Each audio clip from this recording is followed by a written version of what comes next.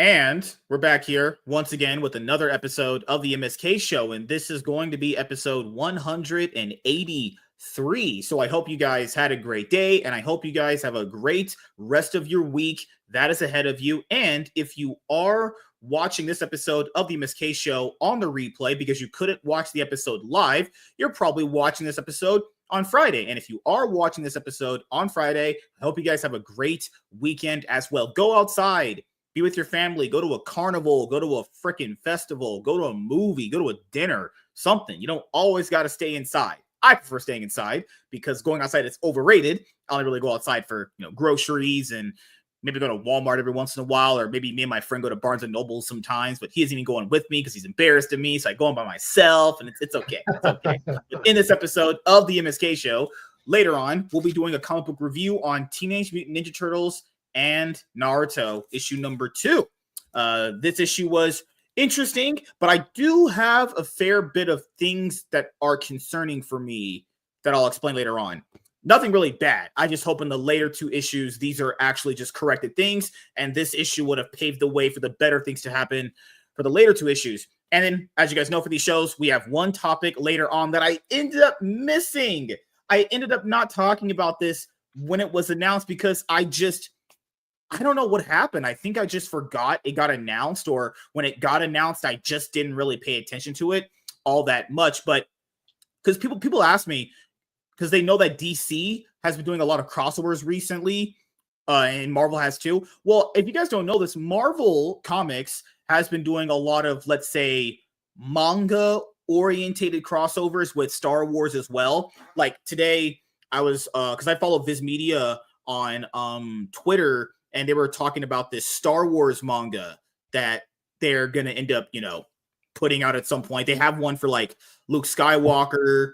I know they have one for the High Republic. That's going to be on its 3rd volume. And I know they have a manga adaptation of Star Wars Visions. And then they had a manga adaptation or a series for like Deadpool.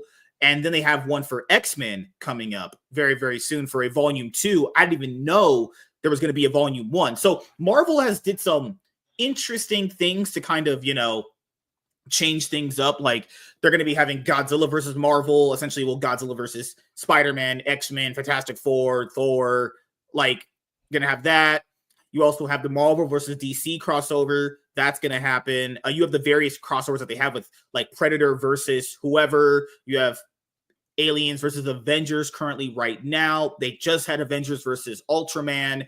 For those of you guys who remember when I first reviewed like Wolverine Revenge and X-Men versus Aliens, the issue 1s that I reviewed, most likely if I can't get to reviewing the floppies, I'll probably just end up reviewing the trades when they come out anyway, honestly. That way I can just like review everything all at once for you guys.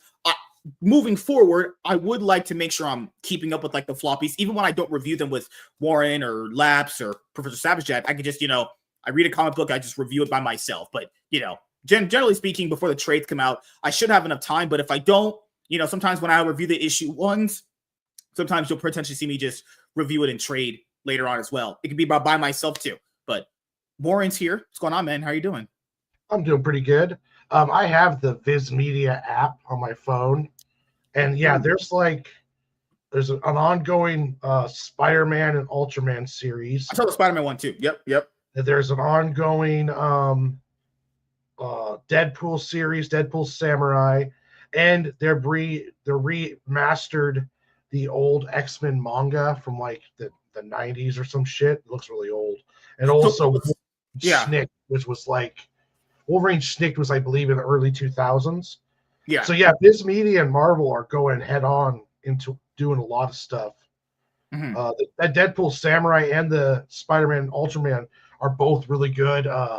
Doom is in the Ultraman one and Spider-Man one, and he's like fighting one of Ultraman's like main villains in this massive like powered battle.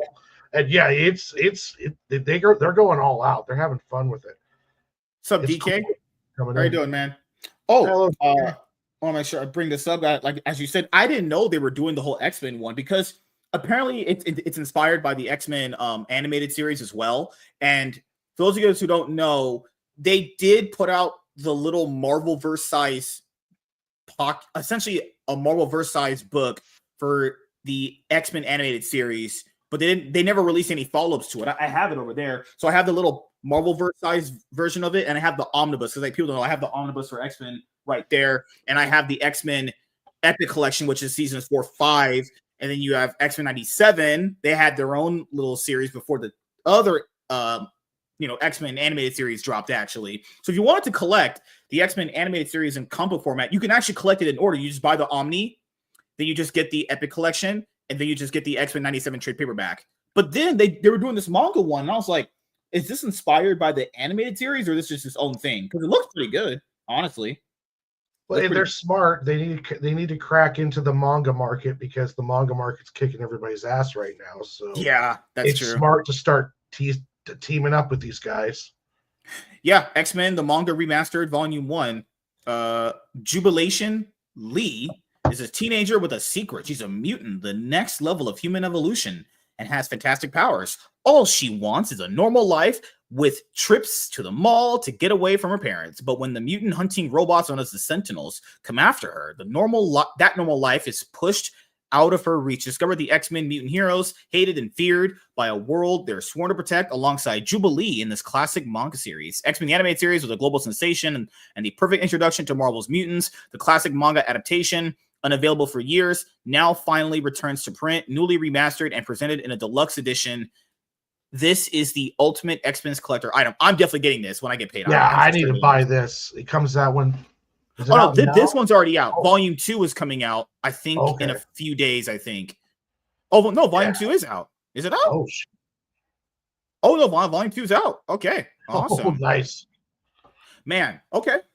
Yeah, Marvel recently has not been doing a lot of good stuff, but Marvel, they've been trying to get in with Viz to create manga version stories for their popular characters. I don't know if the Star Wars stuff is going to be popping off, because I don't even think you can even say Star Wars in comic book format, honestly, at this point. It's just like they've tried to put out like Star Wars comic books that are like related to like the Acolyte and Kylo Ren, but no one, I don't know if they know this, but no one cares about that shit. If you made like a Luke Skywalker comic book series, like an ongoing one based off like maybe like that legend shit that people were talking about, that's what people want.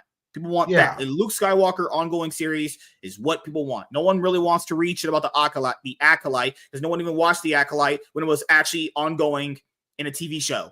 Why the fuck would I read it in a comic book? Makes no sense. I wouldn't even care if it existed, honestly, you know? Yeah, get some famous, open up the pocketbook a bit, get some famous manga sci-fi creator to do a run with Luke Skywalker or something along those lines. That'd be badass. Like the Akira creator does, or the Cowboy Bebop creator does a friggin' Star Wars manga. Oh god, Justina Ireland. I remember that name. I remember good things about that name, but I know that name. Star Wars: The High Republic, The Edge of Balance, Volume 1. Yeah, see, Marvel is trying things. It's just the problem here is if you want to get people into basically reading about your popular franchises in manga format, you're going to have to put good people on these stories. And you're also going to have to potentially present it in a way where you can actually show people you're marketing it very well. Like, people don't understand. You can only see that stuff if you follow Viz Media's social media account on Twitter or their Instagram or Facebook. Marvel Comics, Twitter doesn't promote that. Why is it Marvel Comics' Twitter with God, more followers than we'll ever have in our entire life, and the amount of reach Marvel has? Why is this stuff not promoted on Marvel's Twitter accounts? I don't get it. Like, X-Men just had X-Men 997. We know X-Men probably going to be the first film of Phase 7 coming up, because they've been talking about X-Men coming for a while. Why is this stuff not talked about? It's like they're doing good stuff, and I'll admit when they're doing good stuff, but it's not enough. You got to put more effort in, Marvel. Come on. They have a really terrible PR. Like they don't do really great on promotion. Like, you find out stuff from like Bleeding Cool and Screen Rant and shit. You know, you don't actually find out from Marvel. Stuff that Marvel's doing. You know, it's they need to work on that. But I part of me thinks that they keep everything separate. So like the movie money doesn't go anywhere near the comics, and the comics are kind of fending for themselves. It almost feels like at times where they're like, either you guys can pay for yourselves or you're not getting any of the mouse money from anywhere else, which is kind of silly, because they should be using the movie money to boost the comics. Yeah, they see, DC and Marvel realized there's more than one avenue to get money in the comic books, right? DC did their webtoon stuff. I don't know if they're still doing the whole webtoon collected edition. I know that was only for the Bat family, but at least they tried. Yeah. But what's the point of trying on that? But if you're gonna give it up like in like a book, because with DC, because when Marvel has it better in their collected edition format, they'll still keep printing collected editions of stuff and at least have it be in a cohesive way. DC will do a version of collected editions, but then if it doesn't sell very well, it'll just completely stop. And then they'll do a new version of it, hoping that people forgot about the older way they used to do it. And it's like, why did you sales must be really bad, or they must be really good at scamming people, or they must present these sales in such a weird way to the point where, like recently, Tom King, right? I haven't read his stuff, so I can't really say, but I heard his stuff is really not that good. Instead of giving this guy an omnibus, they gave him Batman by Tom King book 1, which essentially covers like the first 25 issues of his run. So that's what $40, 300 pages. But they don't want to give him an omnibus because they want to test if people actually want to buy the books first. But the thing is, people kind of, for collector reasons, you want to get an omnibus. Like, why waste the paper on someone like Tom King in a book like that? Literally, just give him an omnibus one time. And then if it doesn't sell very well, you don't give them any more. There's no point in making a lesser format book for someone that probably isn't going to sell well anyway. Because someone said, but it's one of the most requested omnibuses in the community. From who? I don't request shit from that dude. Tom King has a bunch of bots requesting it. God, and DC has their finest collection, which I do agree is very, very good. I like the compact comics. Like they've tried to do stuff. It's just, why did it have to happen so late, though? They knew manga was destroying them, and now finally Marvel's just like, okay, we'll do stories about our characters in manga format. Why is it always so late? I don't think it's the same with Marvel, but I feel like DC is very close to bankruptcy. Like, I think Warner Brothers, I honestly think Warner Brothers is close to being like sold like Fox was to somebody. Like, there were rumors, remember 2023, remember around the summertime, we heard there were rumors that Paramount and then we're going to merge.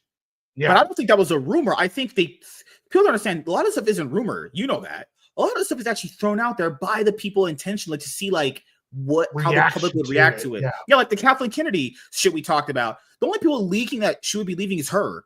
Because otherwise, how would you know that she's leaving? She would be telling people that to leak it, like the way Tom Brady would I think leak that he would be switching teams from the Patriots. That way people start kind of offering him a lot of money to see if they're actually going to get him. But if they didn't offer enough money, he would just stay, Yeah, studios do that all the time. It's all like, we're thinking about casting Chris Pratt as whatever. Mm-hmm. And then you see, does the internet go nuts, or do they plan to raid and kill everybody? Then it's like, oh no, that was just a rumor. Mm-hmm. We don't know what you guys are talking about. That kind of stuff. But yeah, I think Warner Brothers is in bad shape.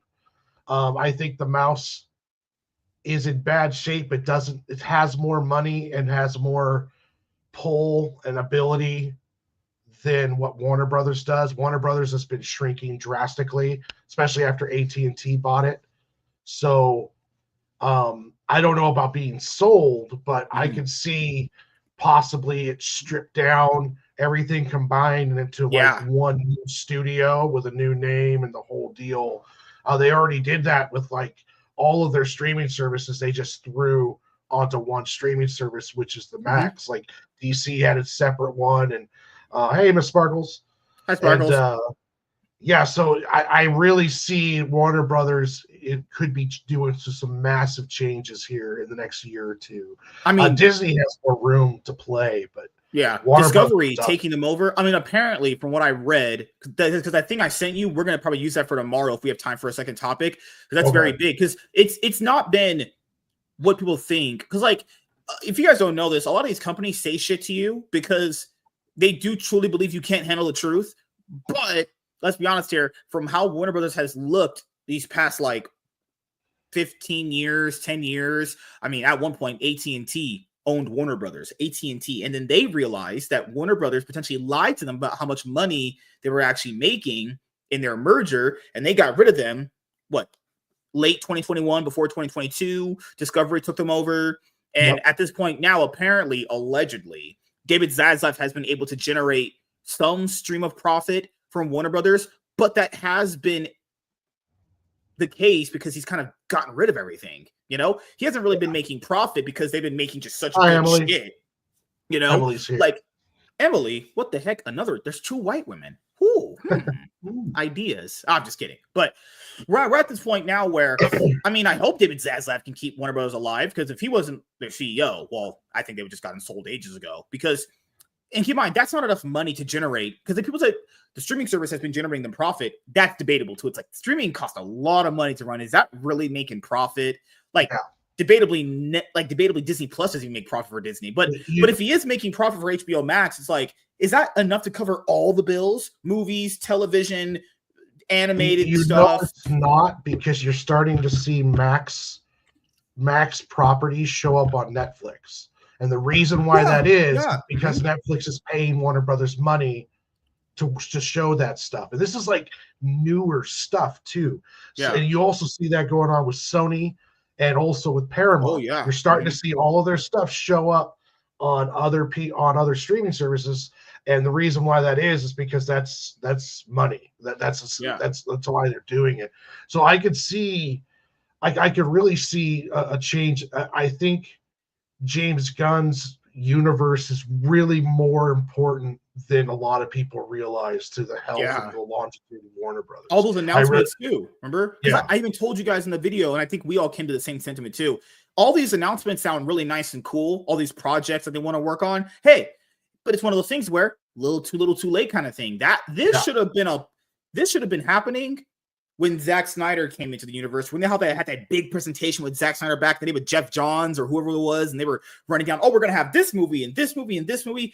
Keep in mind, at this point now, we should be at a point where DC has a Justice League movie coming out that should be on like Justice League 4. You should be on like a 3rd Batman movie in a trilogy. You should be on a 3rd Superman movie, maybe a 3rd Wonder Woman movie, or a second. Well, we should also be potentially on like the lesser characters people ask for. Your universe already established. Now you can do your lesser characters because you've built that goodwill with the audience. You've built up that good credit. Then they'll test out your other characters. But that didn't happen. And now they're trying to basically start a whole new universe with all these projects going into 2025 where you've seen the numbers, dude. All of us have seen the numbers. The numbers are not there at the theaters, guys. It's not. Like, we've seen this, you know? So, like just recently for a DC movie, I know it's not James Gunn's fault. I know it's not his fault for Joker 2, but that is still DC related, and people will still go, oh, fucking hell, typical DC putting out dog shit again. It's like, and that was what, a $200 million movie, and that they made no money off of. They made no money off that. Yeah. Well, hell, Captain America, Brave and the Bold, I was reading, is going to be, it might cap out around $440 million. That's generous in and of itself. Like, right now, it's that's generous. Yeah, because it is barely hit 390. Yeah, it is terrible right now for them, and that it's a loss on that one. What's up, buddy? There. Oh, you're good, man. It's just fucking hell. Like, I like James Gunn. I do.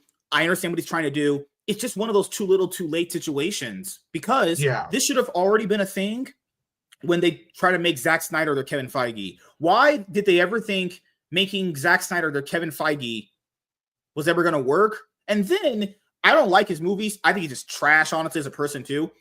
If you literally wanted to get rid of this guy, why not just potentially stop it at BVS and go, okay, no more movies after this. Yeah. We're done. We're just going to do it. They did it with Green Lantern. Or they did it with a movie that was shittier than Man of Steel. We're like, or Green Lantern came out, we're like, fuck it, done. Or let the guy cook. Like, if you're going to hire someone to do a universe, all in on them? Yeah, then you pigeonhole them down and then take this 10-movie plan and tell them to do it in a trilogy. I mean, I'm not going to be wrong. Zack Snyder's not no angel in this, but at the same time, though, it's like they kind of gave him a really raw deal. And it's the difference with the James Gunn is that James Gunn is being left alone. So when Superman costs, let's say, I don't know what it costs, but I'm going to say $150 million. Yeah. There's going to be no reshoots, no rescripting, no new directors, no one coming in and saying they need to change the ending. They're just letting him go. So then when it makes $500-600 million, it's going to be a massive success because they're not even spending that much money on advertising. They're doing a lot of it through social media. So what's going to save the Gunn universe over the Snyder is that Gunn's going to be able to make these movies, and they're going to have a much higher profit margin because he's going to keep a lot of the bullshit, the films, the changing directors, all of that crap is not going to be involved. So I think he's going to be able to keep them afloat for longer. I just don't know how well his movies are going to be received. Like, I love James Gunn. I think it's going to be a great Superman movie, but I don't know if the general public is going to see it. I don't know if the reputation is too damaged. I'll see it when it comes out because it's going to be a very crazy month of July because I think there's like 4 big movies coming out during that month, and Superman's one of them. But I think Superman's the biggest one. Yeah. Thunderbolts is what, next month, or is Thunderbolts is shit. Thunderbolts is May. May. Yeah, okay. Thunderbolts is May. Fantastic Four is in July. Yeah.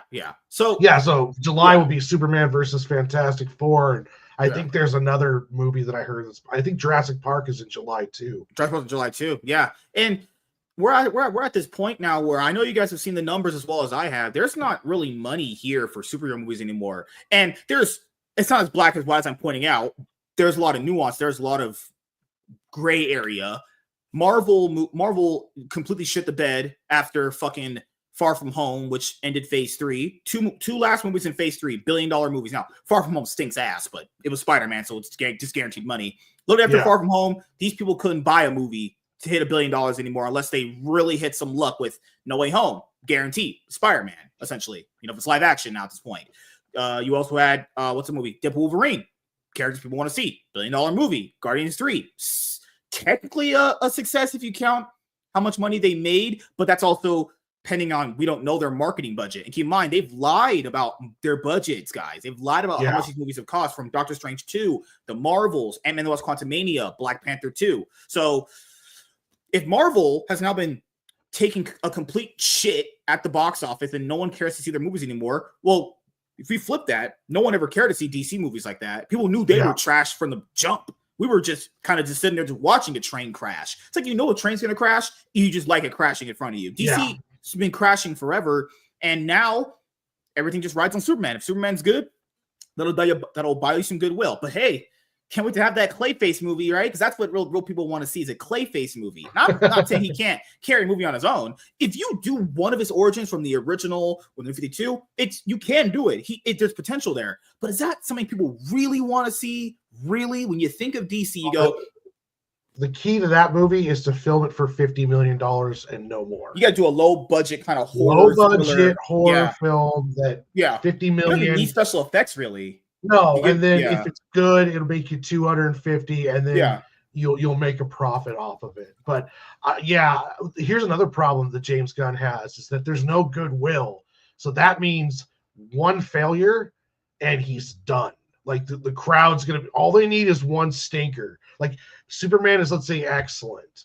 Well, then it's like, okay, cool. Supergirl comes out. Supergirl comes out next, and let's say it's all right. Well, then instantly people are going to be like, oh, okay, here we go. It's already starting. There's not that goodwill is really small when you have so much bad will. Like Star Wars would have to put out like 6 good movies before people would trust that Star Wars was back. Yeah. Like, we had 2 excellent seasons of Mandalorian, and they have burned that bridge so quickly because all it took was one stinker. Happened with Marvel. Book. A lot of people thought that Marvel would never be in the spot DC was in. If you had told me Marvel would be in the same spot DC would be in back in like 2012, 2015, 2016, I just called you insane. They legitimately turboed the fuck out of their own franchise because their egos were so damn big, and they thought that just putting out more content means that all of it was going to be good. And this is why I keep telling people, at least you get me. At least one person will understand that. People need to understand, just because you're doing more stuff does not equal it being good, because that requires many things: resources, people, and actual having a team that makes it good. When you factor in how many teams would have to be on these shows to make them work, do you guys really think that would have all came out good? Because there was a person who's not here anymore. She was like, well, if it all just came out good, it would just been great. That is one of the dumbest mindsets ever, because that mindset is in a perfect world where everything just goes good. And it's like, guys, we don't live in a perfect world because that mindset predicates on one simple aspect. Everything is good, right? So if one mess up happens, like there's this cog in a machine, doesn't happen that way. That's why for a while I was subscribing to that mindset, but I realized how stupid it was. If you logically think about it, how many talented people are really at these studios, given that, there's a bunch of DEI hires and a bunch of people that are just fail upwards, right? Are they really going to have talented people on each product? Then you got to think about all the other factors coming in: filming, character likability to even give a fuck about them. There's so much more to that than, well, if you just wrote it good, then people would have just came. That's just not true. That's not how anything functions. Yeah, that might have been a mindset many years ago, but we're not in that. People are living in this mindset from movies and television from like 20 years ago. That's not the mindset we're in right now. People do not give a fuck if you make literally like one bad thing right now. Look at Patty Jenkins. She made Wonder Woman 84. Terrible fucking movie. Awful movie. People think she can't even direct anymore. I'm not saying you should be doing that mindset of like, what was the last thing you made for me that was good? But we're at this point now where people just think, oh, if you just make something good, that's magically going to get people to go watch movies. No, it's not. It's just not how that works anymore. No, there has to be a consistency, and like you said before, like not every project has talented people, and sometimes you can have the best talented people, and if you're not letting them work, if you're not letting them create, if you're forcing them to work too quickly, or you're forcing them to not allow them to do the stories that they want, then you start pigeonholing them, and it's just crap just starts coming out. Like, we might not even get to see the actual true talent of the individuals they're hiring to work on stuff. Because of all those constraints you talked about earlier. Like, in people, the average idiot just goes, well, I mean, if they had just made it well, it would have worked. It's like, do people know this? We'll just use this as one example before we get to the book. So by that mindset that people have, there are movies and TV shows with very talented people, and they also fail. Yeah. And not because they're not acting good or doing anything good. Could be ratings, maybe the shows put on at a terrible time slot that no one could watch it. There's many factors. So the reason why something failed, it's not just because they didn't write it well. And keep in mind, that's going to be a subjective thing anyway. There's very good movies out there that people think are trash, honestly. There are people that think the first Top Gun's overrated, but that movie did very well back in the day when it was released in the fucking 80s, right? It's like, it's just not about, if it's written very well, then all the fucking magical cards will just fall into place. It's just not how that works, guys. I don't know who told you that. Sometimes you just release on a bad weekend, and then no one comes out to watch Mission Impossible 7, remember? Yeah. Came out during the Barbenheimer weekend. No one gave a fuck that it was even out because you had two other new blockbusters out at the same time that people care to watch more. And keep in mind, do you think Tom Cruise hires untalented people? This is Tom Cruise that told Emily Blunt, stop being a bitch and act better and Edge of Tomorrow. You think Tom Cruise hires bad people? He only wants good people around him. Talented crew. Mission Impossible 7 failed. Had nothing to do with talent. Had nothing to do with that. Sometimes it just doesn't work. You can have the best comic book in the world with the best artists, best writers, and then no one gives a shit because no one cares. And you can have something where someone looks like they drew it over the weekend and it's garbage, but then people just love it. So it sells thousands of copies. Oh God. Yeah. Yesterday I had a chance to talk to Dennis Barger, actually runs a comic book store in Michigan, Wonder Town Comics, I think. Man, talking to that guy just only confirmed just what I thought about the comic book industry. This shit just sounds like one big pyramid scheme. God, it pretty much is basically one big pyramid scheme that's kind of like an open secret. You're gonna be like, how do you know that? Well, I have eyes and ears, but outside of that, publisher, retailer, fucking comic book shop. And it doesn't, I've never known an industry where if a person walked into a fucking building and bought a product, then that means that it wouldn't necessarily work the way it works. Because that doesn't happen in any other business where you buy something in like a Walmart and the person that made the product doesn't get a cut of it. Guys, when Marvel and DC make books, they don't really get a cut of that, what you're paying for them. They're getting that shit bought from the retailers, and then obviously the shops buy it from the distributors. So essentially, from their position, since they're the king, they're at the top, why do they have to make better shit? You're going to buy it regardless anyway.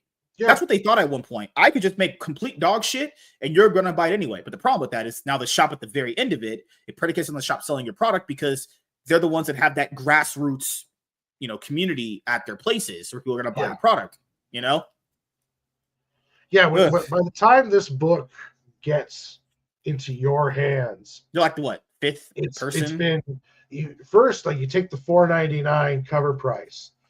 Well, the comic book shop only pays probably $2.50 of that to get the book into their shop. So that way they can sell it and make a profit off of that. The publisher gets a chunk out of that as well. So, like, if this was your property, then you have to pay to get the book made. And then once you give it to a publisher, they're going to get it to a comic book shop, and the comic book shop's going to pay half the cover price on it, and the publisher's going to take 20% off of that or more. So. And then you're also banking on people paying off their pull list too. Because, like, let's say this is on your pull list and they need like 15, 20 people to sustain their business. We now heard a lot of horror stories that people will go and start pull list. They get laid off from a job, or they don't have the money because, economy. Yeah. They don't go in and pick up their pull list. Now at that point, all that guaranteed money you had from subscriptions on a pull list, they're not there. So now you have to rely on not only just selling Marvel and DC's potentially really bad books. Now you have customers that ain't shit. They're just complete deadbeats. They ain't buying their books. Every comic book shop's only going to get like 5 or 10 copies of this. 10 at the very most if it's popular. If it's just like your indie book, they might get 5, and that they may never push those either because people just don't know who you are. But Sparkle says, and the old Spicemen are hot too. Oh, you mean me? Actually, thank you. You are old. I'm over superhero movies. I think a lot of people don't know if they're over superhero movies. I think people are in denial, but I understand what you're saying. I think it's half and half. I think people are in denial they're over them, but they do have a affinity for them based off the memories and the past good that you saw. I think a lot of these guys, I'm not saying this as sort of elitist, I'm not. But a lot of the guys that we talk to, you see like over the shows and over time, a lot of them never had this kind of thing with the franchise because they've never followed it for this long. I followed many franchises, many animes, whatever. At some point, you will get tired of it. I don't know why that doesn't apply for superheroes, but every time I explain it to people, they don't get it. So essentially, before we go to the book, I'll explain it very, very simply. You marry a girl. Okay. There's a reason why it's called a honeymoon phase, because after a honeymoon phase, you will start. It's like that kind of veil is gone, So when superhero movies first started, not even like the ones before the MCU, let's use the MCU. A lot of you guys, this has been like your first big franchise you followed in your entire life. Do you not believe at any point it was going to get bad? Not just bad. You're going to get tired of it. That's just how we work as humans. At some point, you are going to get tired of something. Now, is it because the quality dipped? Sure. But that doesn't mean that you yourself weren't going to get tired of it because you have life obligations. Maybe when the MC started, you were a young kid. No obligations. Now you went through life and you have a family. You have a job. There's many other things to contribute to that. And keep in mind, something that starts out strong, eventually all franchises have ups and downs. You're going to have down periods and you're going to have up periods. The MCU is in a down period. And given how long you've been exposed to their movies, people don't even go opening Thursday night anymore, opening Friday night because, well, let's be honest here. You've did it for so long. It's just not just that type of like, oh my God, I have to watch this now. It's over. That kind of veil is gone. And now, is it fatigue? Yeah. It's not just superhero fatigue. It's fatigue in a different kind of way. It's like you've did it for so long. It's just not new anymore. It's not the new hot thing anymore.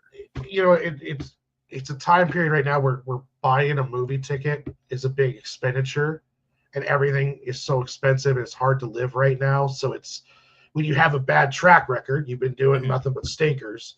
Then it's like I don't really want to spend $50 to go see a crap movie.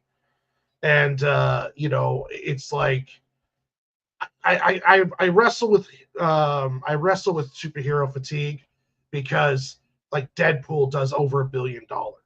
Yeah. If there was superhero fatigue, you think it would have been affected more.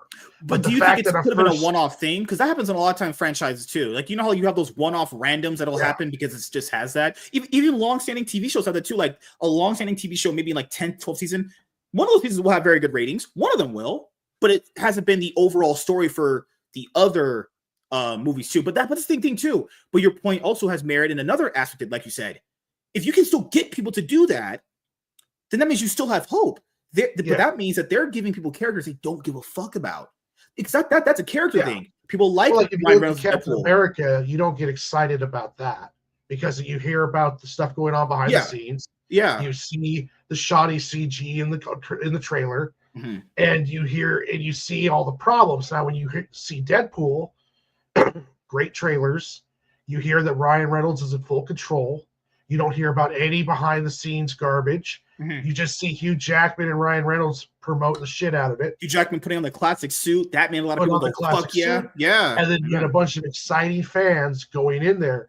So I think the excitement is still there. The need is still there to see it. I think there's billion-dollar movies ahead if they could do it. Yeah. But the problem is they've got such a bad rep that unless it's some kind of special, because I do believe Deadpool is a one-off because of Ryan Reynolds and all those lines. Yeah.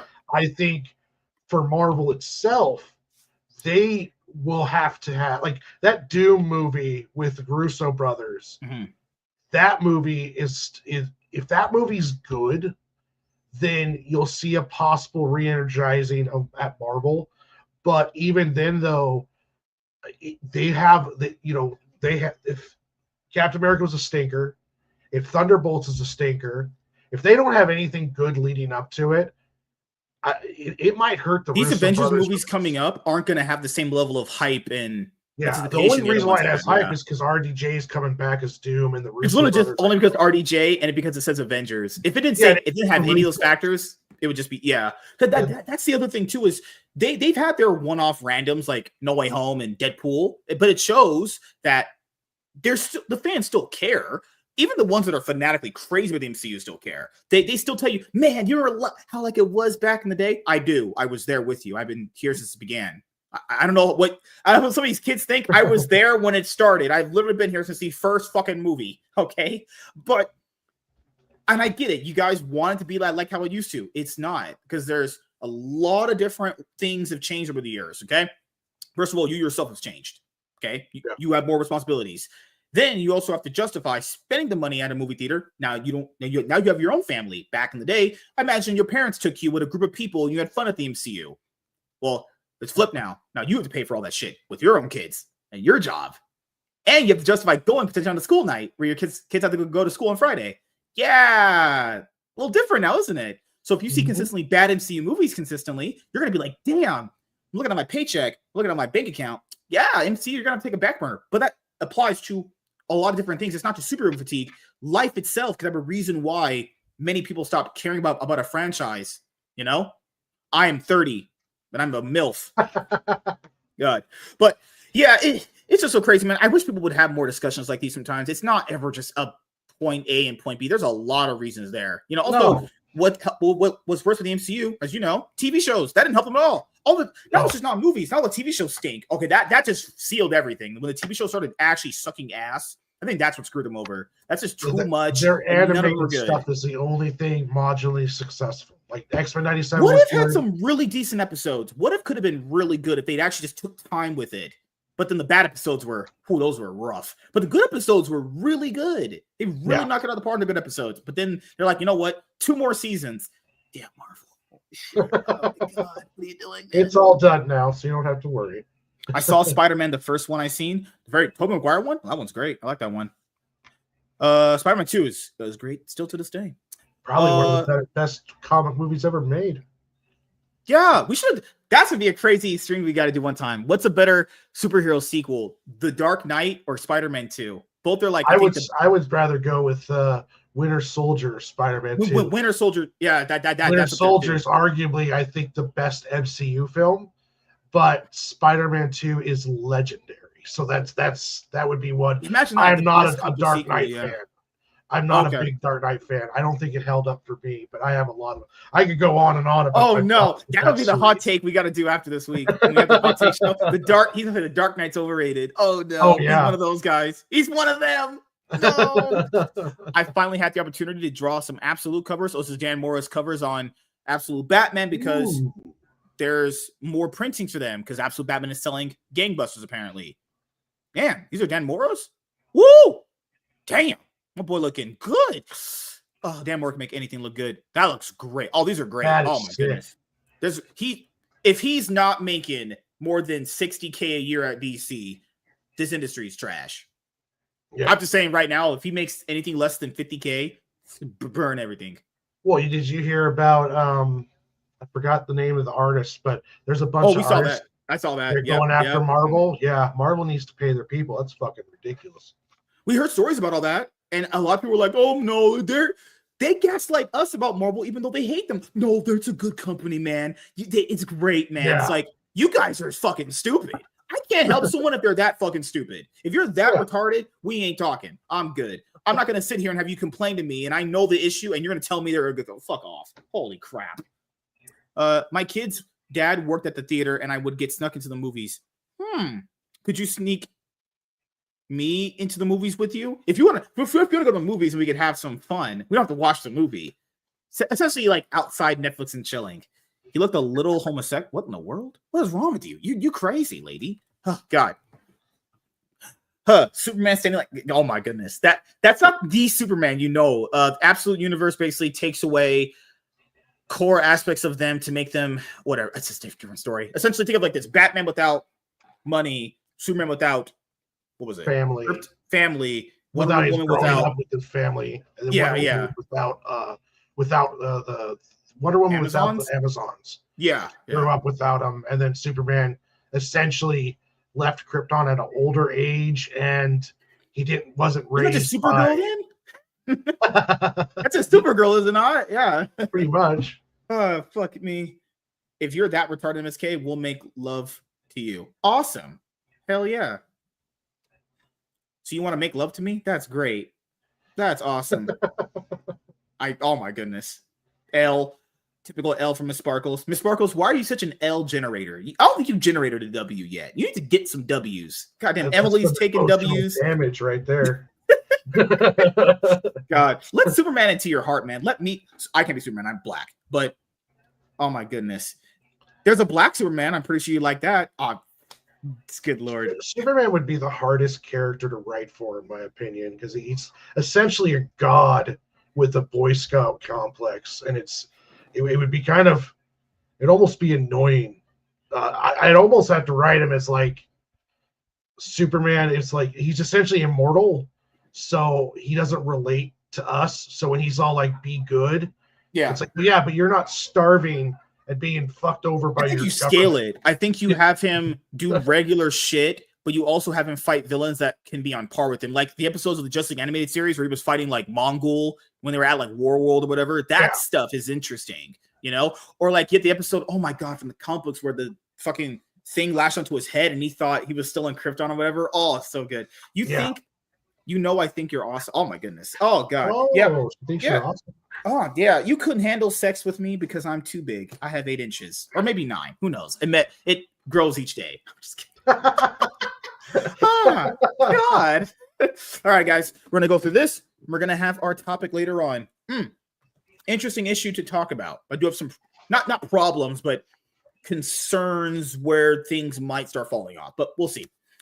Hey everyone, I am Black. I'm joking. That wasn't a freaking take. Free Comic Book Day 2024. Wait, it's 2025. I was using this as a bookmark, honestly. To be fair, before we go, we might actually have our last Free Comic Book Day for 2025 because that was done by Diamond. So yeah, that might be done. So this might be the last one. Another problem with the industry. Why did they ever? Oh fuck! Can we just have a National Comic Book Day? Why does it have to be? It doesn't have to be Free Comic Book Day. Just have a National Comic Book Day on whenever Free Comic Book Day will be taking place. That's it. Just have a National Comic Book Day. Yeah. I don't know why Luna would. Yeah, Marvel and DC should be like, don't worry, guys. Free Comic Book Day is still happening. We're going through our own publishers or our own distributors to do it. I hope they keep it going because I think it's great. It gets people into the shops. Yeah. From what I understand, it's always a successful day for the comic book shop. Always successful, yes. I've never heard it not being successful. Yeah. That's a thing where like if it's taken away, it's like, damn. MSK is the whitest black man on YouTube. That's true. That will always be true. Even I voted for Trump, as a lot of you did too. I know a lot of you did. My issue for the Great War of Separation is coming tomorrow. Yeah, we'll have to read that at some point. Eric's books, as much as I like them most of the time, those things are journeys to get through. Holy shit. Those things are long. Let's just say that. Good God, I have to start. Like if I was gonna read an Eric July comic book, I'd have to start. So we do the show like 9:30, 9 o'clock, right? I would have to read that book at 7 to make sure I get through the whole thing in a consistent like time frame where it doesn't take up too much time to like digest everything. But let's get this going, then we'll get to our last topic. Hey everyone, I am MSK, aka Master Swag King, coming at you guys today with another video. And if you guys are returning viewers or new viewers, then please consider subscribing to the channel if you have not already. Leave a like on this video if you enjoyed it and comment down below. Also, make sure you guys hit the notification bell. That way you guys can get notified on whenever I upload a brand new video. And in today's video, we are going to be doing a comic book review on Teenage Mutant Ninja Turtles and Naruto issue number 2. So, wait a minute. Hold on. I just realized something. What just happened? I'm black. You both just started attack your faces at the same time. Is your computer messing up? No, Warren was cleaning his eye. Yeah. Yeah, he wears glasses for a reason. Are you like half blind or something if you don't have those on? I never asked you that. I was like, did he wear those? He's blind. He says he has to get high to talk to us, so we're not good enough to have him sober. And Warren, I told you, said, I'm high to talk to everybody. And he was like, why don't more people get high to talk to people? It's like, oh my God, Warren, I he's promoting drugs. Oh my God, he's a drug addict. Everyone should be high. The world would be a better place.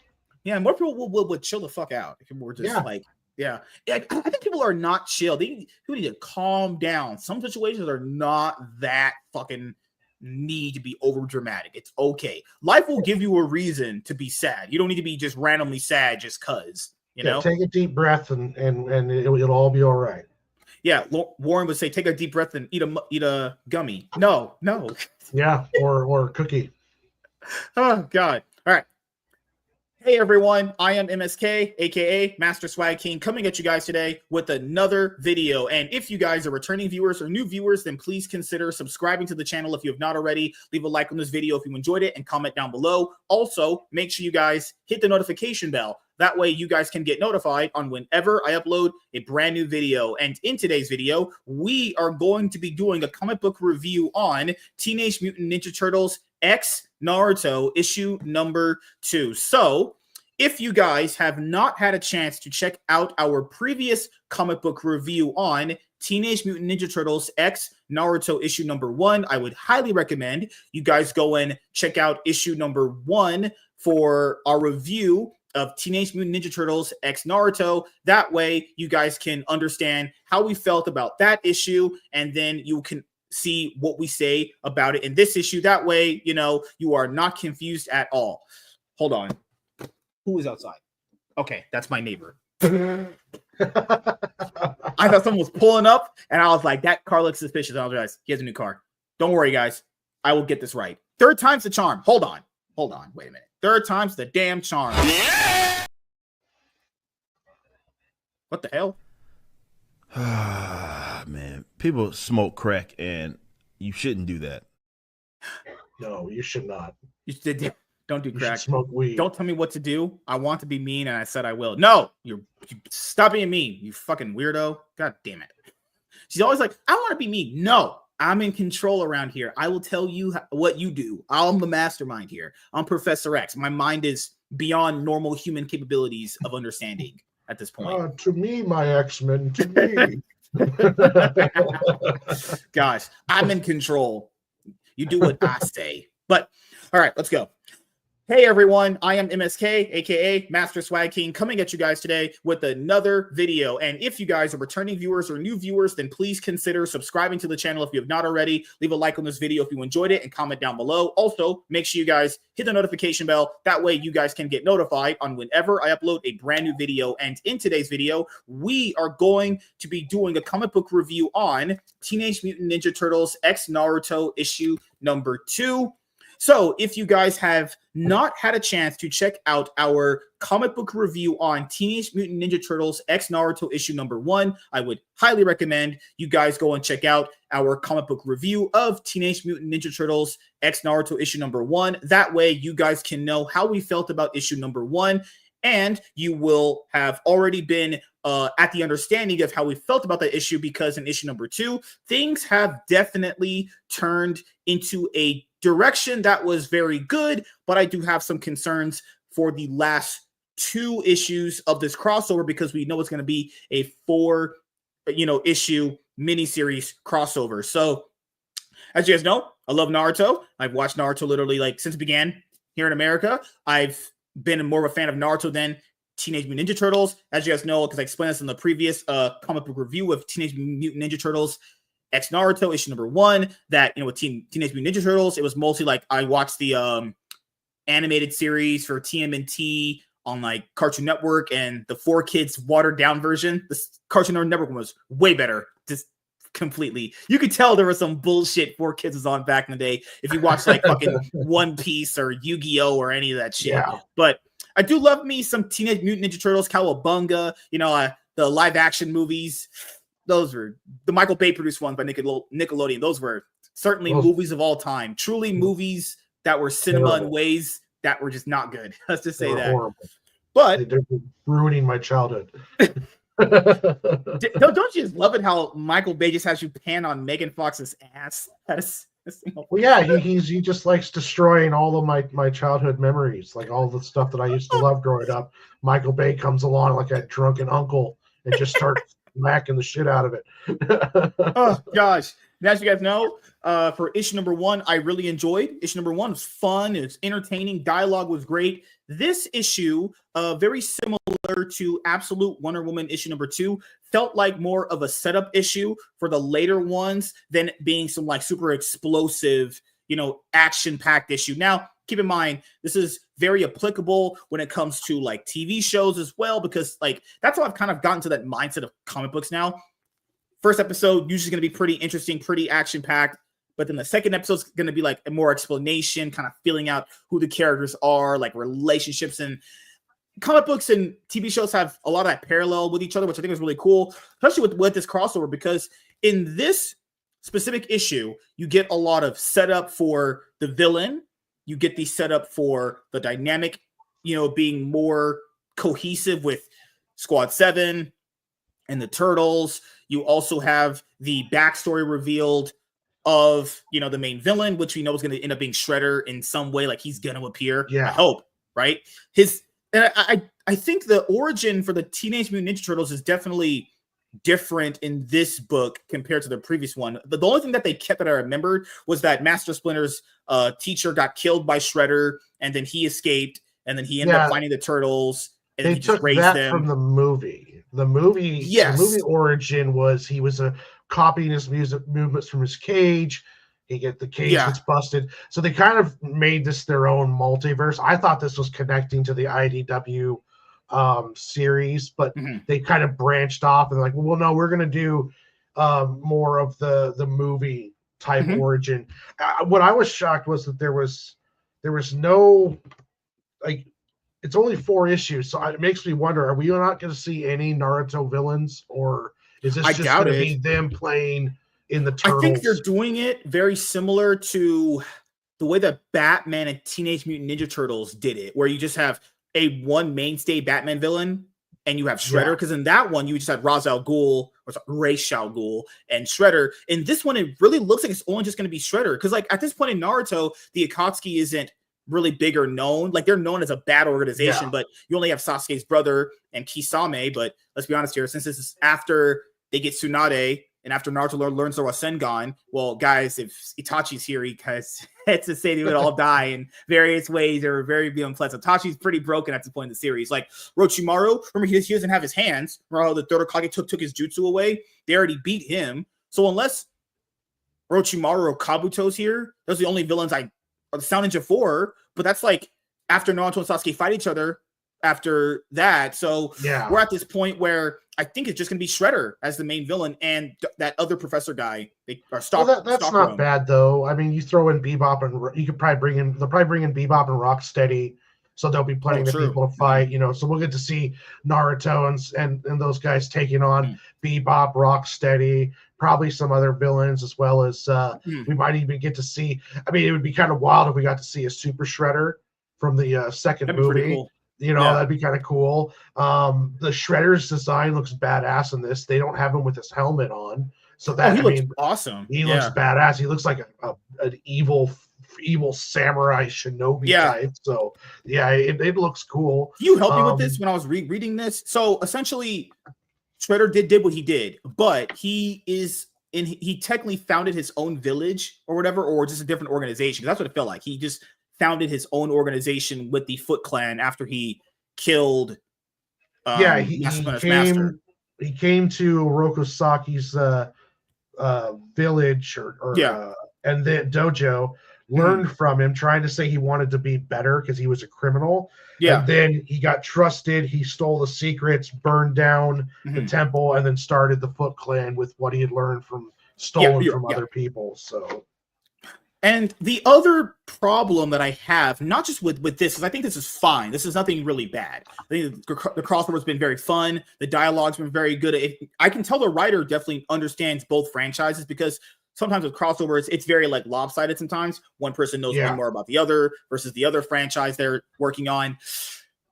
There was a good amount of setup here, and that's actually very vital because there's 2 more issues left. And since you guys are watching this as a review later on compared to our first one, just even in that gap of time, the first issue dropped in like November, December, October of 2024, right? This one came out in like early March, late February. I don't know when issue 3 is dropping, but they're definitely taking their time with this. I hope in a good way, because there's so much that has to basically get brought over in issues 3 and 4 to really make it hit. Because now we're at a point where, okay, what is Shredder trying to do? Because we heard about in this book, he wants to essentially get that mutagen ooze from Stockroom, because he got it from him in this book, right? Yeah. And he wants to utilize that to basically, turn more animals into mutants at a rate. Yeah, there was in the IDW series, he had like 10 or 12 mutants working for him. So there was like a bird guy, and there was some other ones in there too. So we might see more of those. We could end up seeing Slash. We could end up seeing some other, other characters in this. What is crazy though, and I know they have to do it, but there's only 4 issues, so there's a lot of setup in the first 2 issues. You have to make the last like that. That's what I was thinking too. When I was reading this, I was like, "This isn't bad," but they're going to have to have a lot of payoff in the next 2 issues, because not only do the hidden, unless in the 3rd issue, I'm thinking about it right now. The 3rd issue is they're infiltrating. They technically beat Squad 7 by doing something, and then maybe Shredder like captures Master Splinter, maybe injures Kakashi, something like that. Then the 4th issue, they go and fight him, and that ends up as a conclusion. But do you think that went too fast? Because there's a lot that I think they have to do in issues 3 and 4 to really tie everything up. They have the setup here. The setup is done. Yeah. Now you have to pay it off with the actual action that we're looking for, because there was also a weird thing in the book too. So a lot of people don't know about Naruto, as we haven't watched it. So there's a panel here with the 9-tailed fox where he talks to him. The 9-tailed fox and Naruto are not like that. Not in that point in the series. So that relationship that you guys saw them have in issue 1, where he's talking to him, where he says you're kind of like them in a weird way. That's a writer thing. That's where he probably wanted that as something in Naruto when he watched it, because Naruto and Kurama do not have that kind of relationship in part 1. It's really antagonistic, and it actually does not get better until like you've seen it, to like the end of Shippuden. It really actually becomes like a friendship. Like the way Killer Bee is with his spirit animal, or you say tailed beast. Yeah, they don't have the relationship. Naruto and Kurama are pretty much at odds. Don't like each other for a lot of the series until like literally, I'm talking like when Shippuden's almost over, they start liking each other. But that could be like a fan thing. It's like, hey, I kind of like them if they're on the same page. That's a little nitpick, but it wasn't that bad. I just find it odd that he has them as friends when it's like, okay, it's really unnecessary too. We don't need to think Naruto compares himself to the turtles. Like you don't have to have that, And it's not even close to the same. Because the turtles technically don't really have a tragic backstory. It's just they were supposed to be almost essentially burnt in that place, but Master Splinter saved they don't them. have any powers, so like. I don't really see them even standing up to being able, like, as Naruto and Sasuke mature a little bit, they're gonna wax the turtles no problem. Like, So I hope with issues 3 and 4 they're able to kind of push the story forward in issue 3, because how many pages was this? This was essentially, I think, 24, 28 pages. I think if you really want to still push another it, like the next 6 ads at the back too. So yeah, I think issue 3 is gonna have to be a little bit bigger. You need to do like a little bit bigger size of an issue for issue 3. You're like gonna need Wonder at least Woman, 32 pages. like Wonder Woman, it's okay because we know it's ongoing, so there's going to be 15, 20 issues or more. This one, it's like there's only 4, so it's like you guys don't take so much time setting up stuff that we already know. Like we know the origin of the turtles. They go through the origin of the turtles. Like that's like most of the book is the origin of the turtles, what April's doing, what's going on with like the clan, and all that. It's like, guys, we don't need to retell. We don't have to kill Uncle Ben every time we do a Spider-Man. But it's not like it's bad, but it feels like they're taking their time to basically retell shit that is just pretty explanatory for the turtles. Like Turtles' origins haven't changed in forever, honestly. The only one that you really need to explain is like Naruto, because that has the fucking convoluted things about how they do things in the series. And it's not even really convoluted as far as confusing. It's more like if you don't know what Naruto is, you would need to have that explained to you. That's just how it works. Yeah. But Turtles is very simple. It's nothing super complex anyway, you know? And if you only have 4 issues, then it becomes an issue. Like this is by itself is not bad, but there's only 4 issues. So I'm like, unless you guys plan to do more than 4, like this is just 4, and then we're going to do another 4. This kind of feels like, you guys kind of need to speed it up a bit. Our answers might be here, because the next book is going to be 36 pages. Oh, okay. So yeah. Yeah, I was thinking the same thing too. This needs to be more pages, because the first 2, setup, introduction, giving you the feel of the world, how this kind of is playing with both franchises.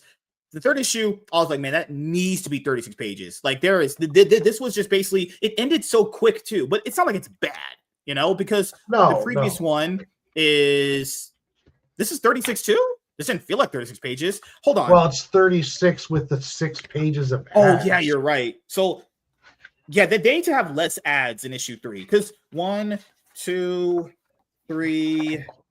Yeah, 3 pages were just ads. It's like, you could give me more story there. Come on. Like, that's ridiculous. I think it's ending off on issue 4. Let me go. Let me make sure I have issue 4. If you're talking about the comic with Sparkles, they use the black April in it.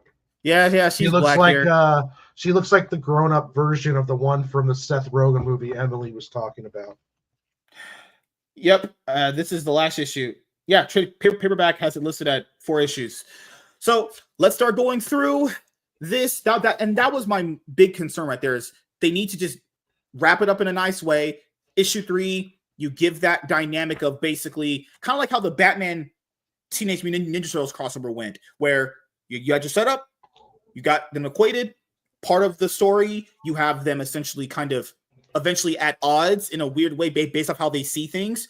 That's how it needs to end. Basically, kind of when the Turtles let Batman get hit with that serum that they had in that crossover, and where he kind of wakes up and they're like at odds and they're arguing. That's where issue 3 needs to end. Then at odds, arguing based off of like how they would have did a scenario, how they would have played it out, because they're different types of ninjas. Then issue 4, come together, beat Shredder, it's over.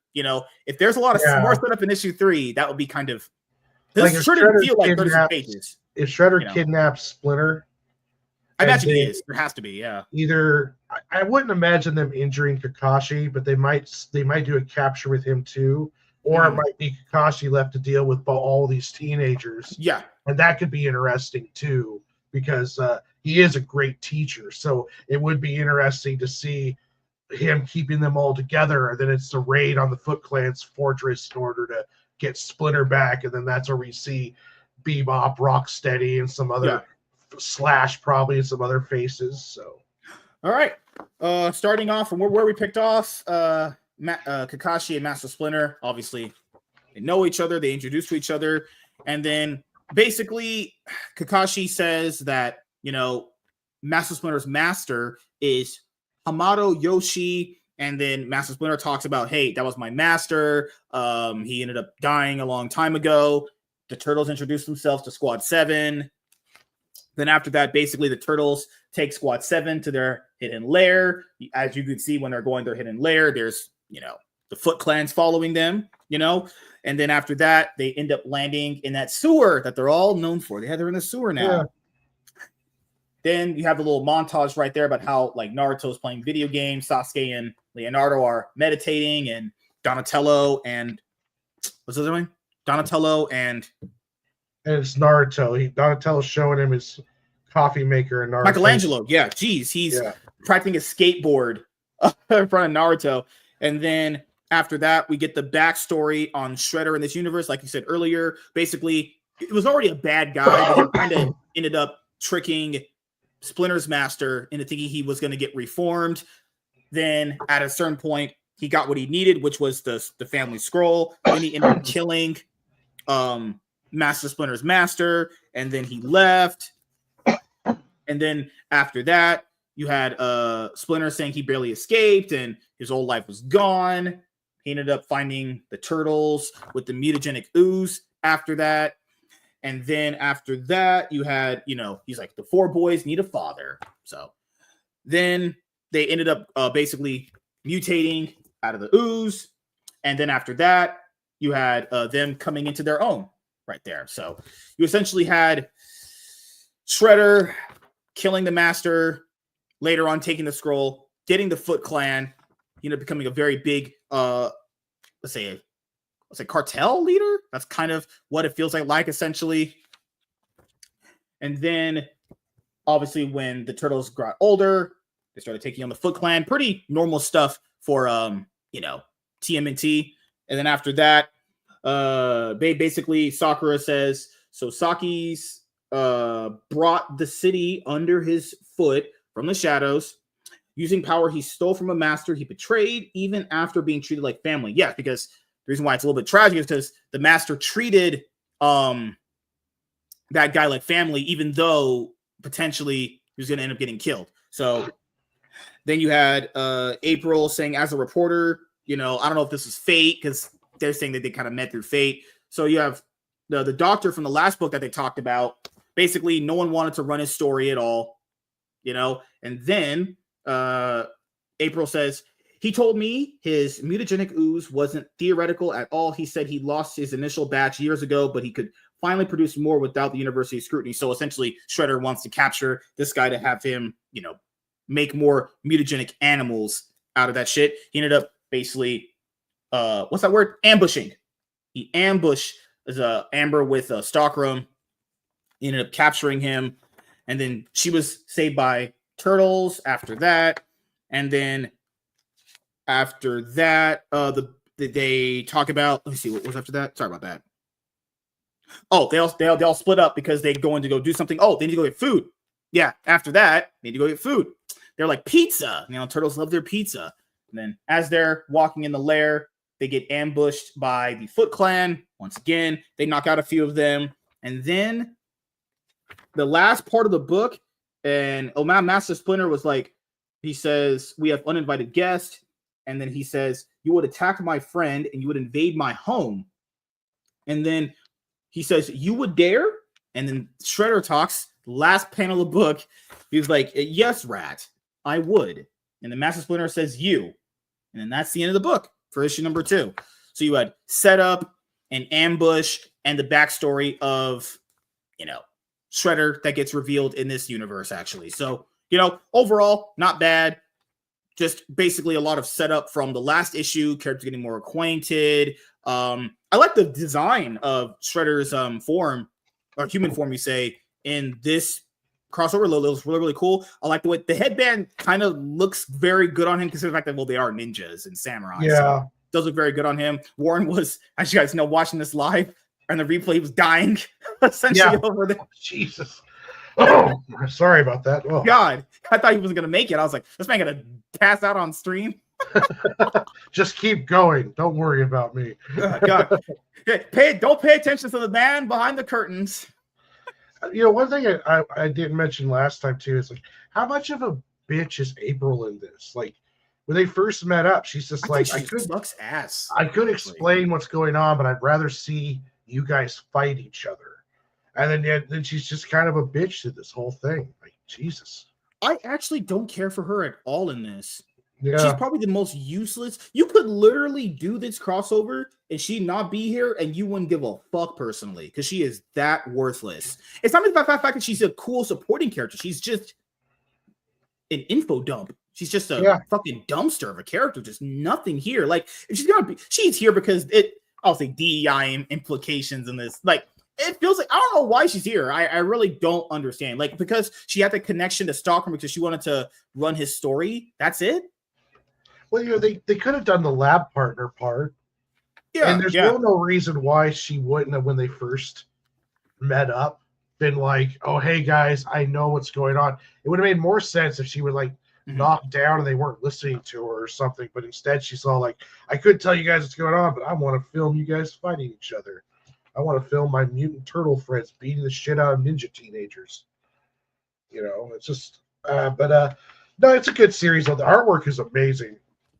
Artwork is very, very good. Yeah, the art from Hendry Prostea is really good. That's just from the last issue. I like the panels a lot. Of like, man, opening and reading this, the panel dynamic and the way they do the backstories and stuff it's really good. It's just, all right. And I understand crossovers are usually only going to be, 4 issues, honestly, and we're maybe 5-6 issue mini series. But after the setup, time to just wrap it up in a good way. Give me that nice issue 3 banger where Shredder captures Master Splinter, potentially almost has April killed, destroys their base, takes what he needs and all that stuff, and then get a big finale after that. Naruto is going to fight Shredder, I imagine, in issue 4. They already had a cover of it the way it looked. So, yeah, that's how I think it's going to play out, but who knows? I could be wrong. Maybe IDW might hire me to write my own comic book series, and I go live in New York with illegal aliens. But then again, I wouldn't do that if you pay me $1 million to live in that dog shit ass fucking state. But yeah, what is your closing thoughts and opinions on Teenage Mutant Ninja Turtles X Naruto issue number 2? Yeah, it's good. Well done, well written. Not well. It could be better. I feel like it's moving a little bit too slow, but at the same time, it's a nice little reimagining, and it was a fun read. I liked watching the turtles interact with the kids, yeah, it's all around a good series. Definitely worth reading. And if you want to wait to graphic novel, I think it'd be a good pickup in graphic novel also. Yeah, it probably even flows better if it's in a graphic novel format or trade paperback because you're going to get all of it at once. But yeah, oh god, I know they're not going to do this at all, and I it's just me. Ads and comic books have always never made me happy. With more modern comic book stuff, ads are mostly in the back now, which is good. But man, 3 whole pages on ads. So you have all the covers. That one's cool if you want to have that. But at that point, you just end it, honestly. No, you have more ads. New Godzilla series. One's going to be based off of Mothra. And then there's going to be one for, another ongoing series with TMNT. They're promoting the Godzilla versus Power Rangers 2 crossover. I have to get that. I bought the first trade for it. I haven't read it yet, but at some point they have more Godzilla stuff, and that's the rest of the ads, honestly. But that is just 4 or 5 pages. It's wasted on all these goddamn ads. Apparently, Godzilla is going to take on Chicago as part of the Godzilla versus America series. So, good lord. Sorry, Windy City, but you guys are apparently on Godzilla. Why do they get? What's crazy, man? For Sonic, because they talked about this in the last issue when it came to the ads. Sonic is going to eventually be at 100 issues come 2026. Awesome. Okay, why is that not promoted here, IDW? Sonic literally is your biggest IP next to TMNT. Why is Sonic just reduced to that? That's all he's reduced to is right here, where I get my fingers all the way in there. He's just reduced to this page. Sonic has barely nothing. Why is Sonic just not? If you're gonna promote shit, can you promote the stuff that's people interested in, like Sonic? Why is Sonic not here? There's 2 ads here for TMNT. You can't give one to Sonic. Oh, fuck off. Oh my god. Now, I will say this. This ad stuck out to me. This one right here. Oh, it's pretty cool. Yeah. Godzilla Heist. The idea of like a heist movie done in a city that just so happens Godzilla's going through. That is a perfect movie written right there. Like a good old Ocean's 11 type kind of heist movie, but just so happens that going through the city is Godzilla. That, to me, that's like, okay, I'll read that. Yeah, even this one is cool, like Godzilla versus America, whatever. All that sounds kind of cool, but like, damn, they're really Godzilla's going to get shot in Chicago. That's not going to end well for him. They're really trying to promote goddamn like TMNT and everything. You know that's probably their biggest selling IP. Has to be because they just keep TMT is their only massively successful IP. That's why it's in everything. So yeah, as for me, guys, this has been a fun crossover so far, but the one I'm really looking forward to is the DC versus Sonic the Hedgehog crossover, which is going to be starting next, basically the week after. At time of recording this will be the week after. That's what I'm really looking forward to. Can't wait for this to wrap up in a good way. Hopefully, issue 3 should be exactly how the Batman TMNT crossover movie went in that third act. You have to have this stuff happen for it to really have the characters like battling ideals and kind of breaking up and then coming together when they're needed to have the final battle at the end. So yeah, fun crossover so far. Haven't been angry that I've been reading this. Haven't been mad at all. It's been fun, cool, but just, let's wrap this up with a banger. No more. If there's a setup in issue number 3, it's good. God, I'll have to burn that book. Jeez. Just Shredder and Splinter talking for 20 pages. Now that's ripping someone off at that point. You legitimately ripped that store off buying that book. But yeah, hopefully we get more of this. Maybe I would imagine that this sold very well. They're going to do another one, but this has been coming out so late. Because I remember when we once said before we had other review, when is the next one dropping? Because there was such a gap between issue 1 and 2. This next one that I'm looking at drops. That doesn't say. Oh, it's right here. This next one drops the 26th. Oh, wait, that's coming out very soon then. Okay. I wonder why the gap between the 1 and 2. Yeah, because the third issue comes out on March 26th, which is literally like pretty much a week from now. It drops on the same week as Batman issue 158 with Hush 2. This issue came out January 22nd, 2025. So we had literally a month gap before the issue 3. And then issue 1 dropped November 20th, 2024. Damn, these gaps are huge. Yeah. Fuck. God damn. But at least the later 2 hopefully won't be that bad because we're going to get issue number 3 on the same week as Batman Hush dropping. So when is issue 4 going to drop? Let me check out that one. Issue 4 drops. God, dude. Issue 4 drops May 21st, 2025. Okay. That's crazy. So we're not going to get what, almost 2 months in between 3 and 4. Good, man. That issue 3 better be fucking banger because issue 4 is coming out literally in May 21st. That's like the third week of May. The trade has this being listed to come out on October 7th. So, man, they're really taking their time with this crossover. So at least it's good. This is a bad crossover. I'd burn this fucking book. But thank you guys for checking out this video. If you guys are returning viewers or new viewers, then please consider subscribing to the channel if you have not already. Leave a like on this video if you enjoyed it. Comment down below. Also, make sure you guys hit the notification bell. That way you guys can get notified on whenever I upload a brand new video. I am MSK, aka Master Swag King, and we're going to sign out, guys. See you guys later. Deuces. Peace. I got to put this up, and then we'll do our last topic. Remember out. Damn. All these floppies I read. Everything I read is chronicle order. And I'll be doing, I'm going to do probably a mid-year review of everything I've read. Yoda is still watching, everyone, guys. That's a job at me. I'm not mean or angry. Lies.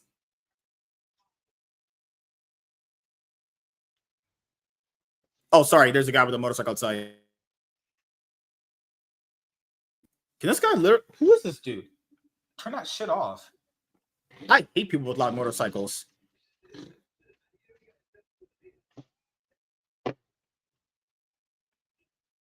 I hate people with loud motorcycles. I truly do. Good Lord, man. I hate it. All right. Let me set up here for this next video. Savage Jab was in the chat earlier. Oh, what's up, dude? Yeah. When people chat in the chat when we're doing videos, I don't really usually read the chat. Sometimes it adds value. Sometimes it doesn't. It just depends, obviously. All right. You guys are here for the last topic, which I'm going to bring up here in just a moment. Warren's baby Yoda is here. Throw that guy away. Burn him. Burn it. Let's do Marvel Premiere. Marvel Premiere Collection, Deadpool, blah, blah, blah, blah. I think this is Google searching. Maybe we do. This was announced in 2025, and I'm now just getting to it. Holy fucking shit. My brain is fried. Let's see. Oh, is your mic muted? It was. Oh, I don't know if you were talking. No, I'm just messing with Miss Sparkles. Oh God, she's just talking to. He's soulless black eyes. Oh my God, stop it. But from here, give me one moment. I'm pretty sure we'll have to use CBR. Has to. Maybe this one will do. Comic book. No. It's gonna be on CBR, I think. Yeah, we'll use CBR. Fuck it. Did they announce? I wonder if they announced this before DC. When did DC announce their finest collection? That was in. I just see. Well, one sec. I'm not sure. When did DC's finest begin? I just want to just contrast it with Marvel's Premier Editions. Marvel Masterpiece or whatever. Yeah. I want to try and check them out really quickly. So this was announced. Oh, they were announced roughly at the same time. But the finest collections are very similar to the Epic collections. But then Marvel Premieres are very similar to fucking DC's finest. Oh my God, it's all just a fucking circle. Marvel Epic collections. I wonder if they have the Marvel Premieres here. Okay, so let me see. Ultimate Epic Collection, DC's finest. Because you have modern era epics too. No one will gaslight me into thinking he's cute. Oh my God, Sparkle, stop. He's a cute baby. He's not gonna hurt you. Marvel Premiere. Oh my goodness. What's going on here? Probably gonna have to use CBR for this, guys. We're gonna have to. Let's go. I mean, maybe if they have it, I'll do it. I don't want to have too many tabs open because I could slow down my performance. Let me see. Marvel Premiere. You can entertain her with just doing that. Oh my God. Premiere. How do you spell?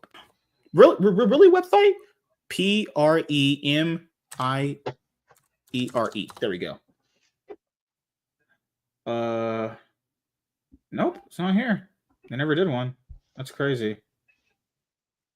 They never had a thing on Marvel Premiere Editions? That's fucking crazy. Let's do Marvel Comics. Let's do Thunderbolts, Born Again. I have to have something here. Marvel Premiere. I'm sorry, guys. Give me literally one moment. No, apparently they didn't do one on this. I'm going to copy and paste Marvel Premiere and put it in. Because the reason why I used Wikipedia the last time for DC's finance is because it kind of broke down the synopsis of what they were earlier on. Marvel Premiere Classics. Classic Comic Collected, blah, blah, blah. 2013. Not Spider-Man.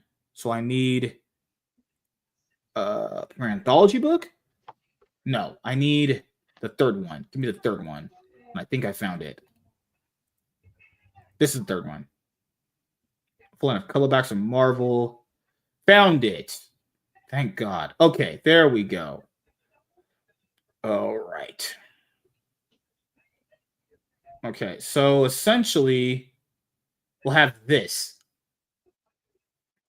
All right, or we can use this one too. I guess we'll just use them both in tandem, but I think this one's more descriptive. Okay, I'll use both. Actually, maybe Sparkles. I think Warren's been literally entertaining Sparkles. You should buy that for me. There you go. Okay, so I wonder if they had the whole president thing. Just want to make sure it's all here. I want you guys to have all the information when we do these videos, because that way you can understand all the stuff going on. Okay. Simultaneously, blah, blah, blah, blah. Okay, you know what? Fuck it. Let's see. Okay. It's soon the second wave. Fuck it. I'll have them both. It's gonna be easier to digest all this if it's both. That we had, you know how like we did the giant X-Men one where it was just both, because it's just better to have the information all there. So Yeah, we'll do this last one, and then we'll be good to go. Oh, God. Put me in, coach. Sparkles, if you want to talk to a black man, that's me. I don't buy other people's... What the heck? You're crazy. So, if you want to have some hot sex with a black man, just let me know. I got 8 inches, and I know how to thrust. You should call me a say brat. you know some guys, right? Oh, no. Women. Like, she thinks you're a brat. It's like, what the fuck are you talking about, woman? I'm 30. And she put me in timeout today. She's like, you're in timeout. What the fuck? What does that even mean? I don't get it. Warren, I will have to destroy it before I touch your face. I forbid it. I didn't say you could touch Warren. Warren's off limits. Warren's in a cage I keep to myself, away from you crazy people, actually. You know? Help. See? No. Help me. Oh, God. All right. Let's end this off with a banger. Oh, goodness gracious. Should I? No. I can explain the Finest Klein collection anyway. So I'll explain Epic Collection, then I'll explain the Finest Collection, and then I'll go over the premieres. Okay, make sure I map it out together. Epic Collections, Finest, and then Premiere. Okay. My size keeps changing. How do you know which one it is? I could just see. Just see, kind of take a shower. 7 to 9 erected. It just depends on what you consider big, honestly. You know, bigger has to be better for women, because whenever you say does size matter, it's like they're like, yeah, I kind of prefer bigger. Just say that then. They don't prefer too big, but they don't really want 3 inches either. You know, 3 inches ain't doing shit for them. But all right, let's have some fun here.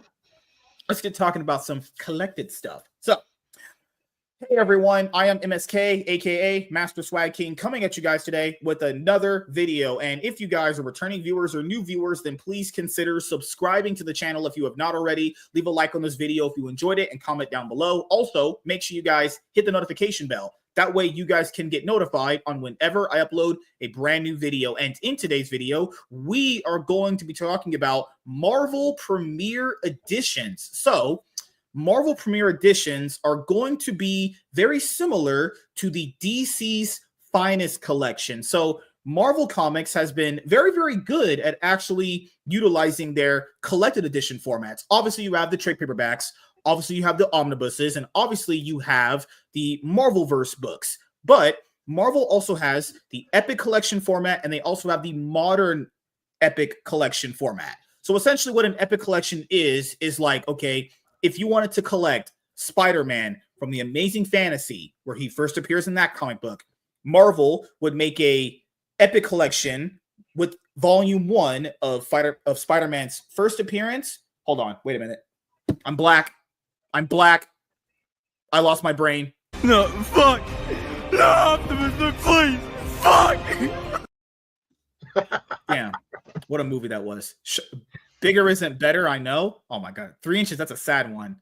Now it's, yeah, 7 to 8. Let's just hypothetically say that. Oh my goodness, my brain turned off. I was like, what the hell are we doing a video on? My brain just fried at that point. Just straight up, brain just turned to mush. I was like, Mrs. Sparkles has completely thrown you off today. You know, big size in the chat. I'm trying to record a video. Fucking hell, dude. Holy shit. All right, let's saddle up here, boys. We got this. Ooh, we're going to do it. I can't even speak. 15, 20 minutes. We're going to knock this out, wrap up, and then go to bed. We got work in the morning. Well, I have work, so I got to get up at 5 for my job, so. Good Lord. Yep, so we'll wrap this up in a little bit. All right.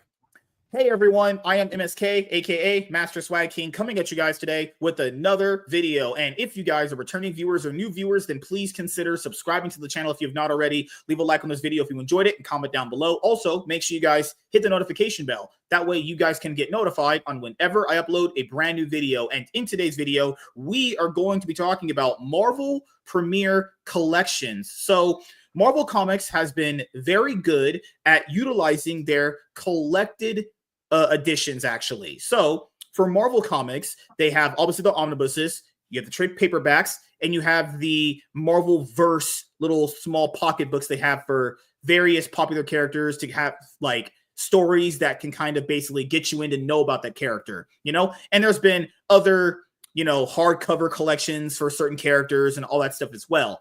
Now, Marvel also has these other collected editions called Epic Collections. So what they are essentially is you have that one and the modern era Epic Collections. So an Epic Collection is essentially if you want to kind of start from a character's initial run, you would get the volume 1 of an Epic Collection, which is very good because a lot of people go, where do I start with Spider-Man? Well, the Marvel Epic Collection, volume 1, this is Spider-Man right here. This is his first appearance, and this covers like the first like 25, 50 issues of Spider-Man leading into the Amazing Spider-Man, right? So the reason why that's very good is because you can just start where it charges first appearance at, add a volume 1, and then they keep releasing more volumes and volumes. And this applies to a lot of their characters. They have it for Ghost Rider, Silver Surfer, Iron Man, Doctor Strange, and Thor, and all the characters you guys know and love. Problem with that, these Epic Collections were released at a time where, you know, a lot of them are now pretty much out of print. You know, like Iron Man is a big one you guys hear me talk about on my comic book calls, where like Iron Man, in order to get like those really early Epic Collections in order from where I want to be at, they cost a little bit of money. See, a boy got a PayPal paying for them. But I think they need to constantly reprint them more. I mean, having like second and third printings of them would do very, very well. Then you have the whole modern era Epic Collections for like the character stories much later on.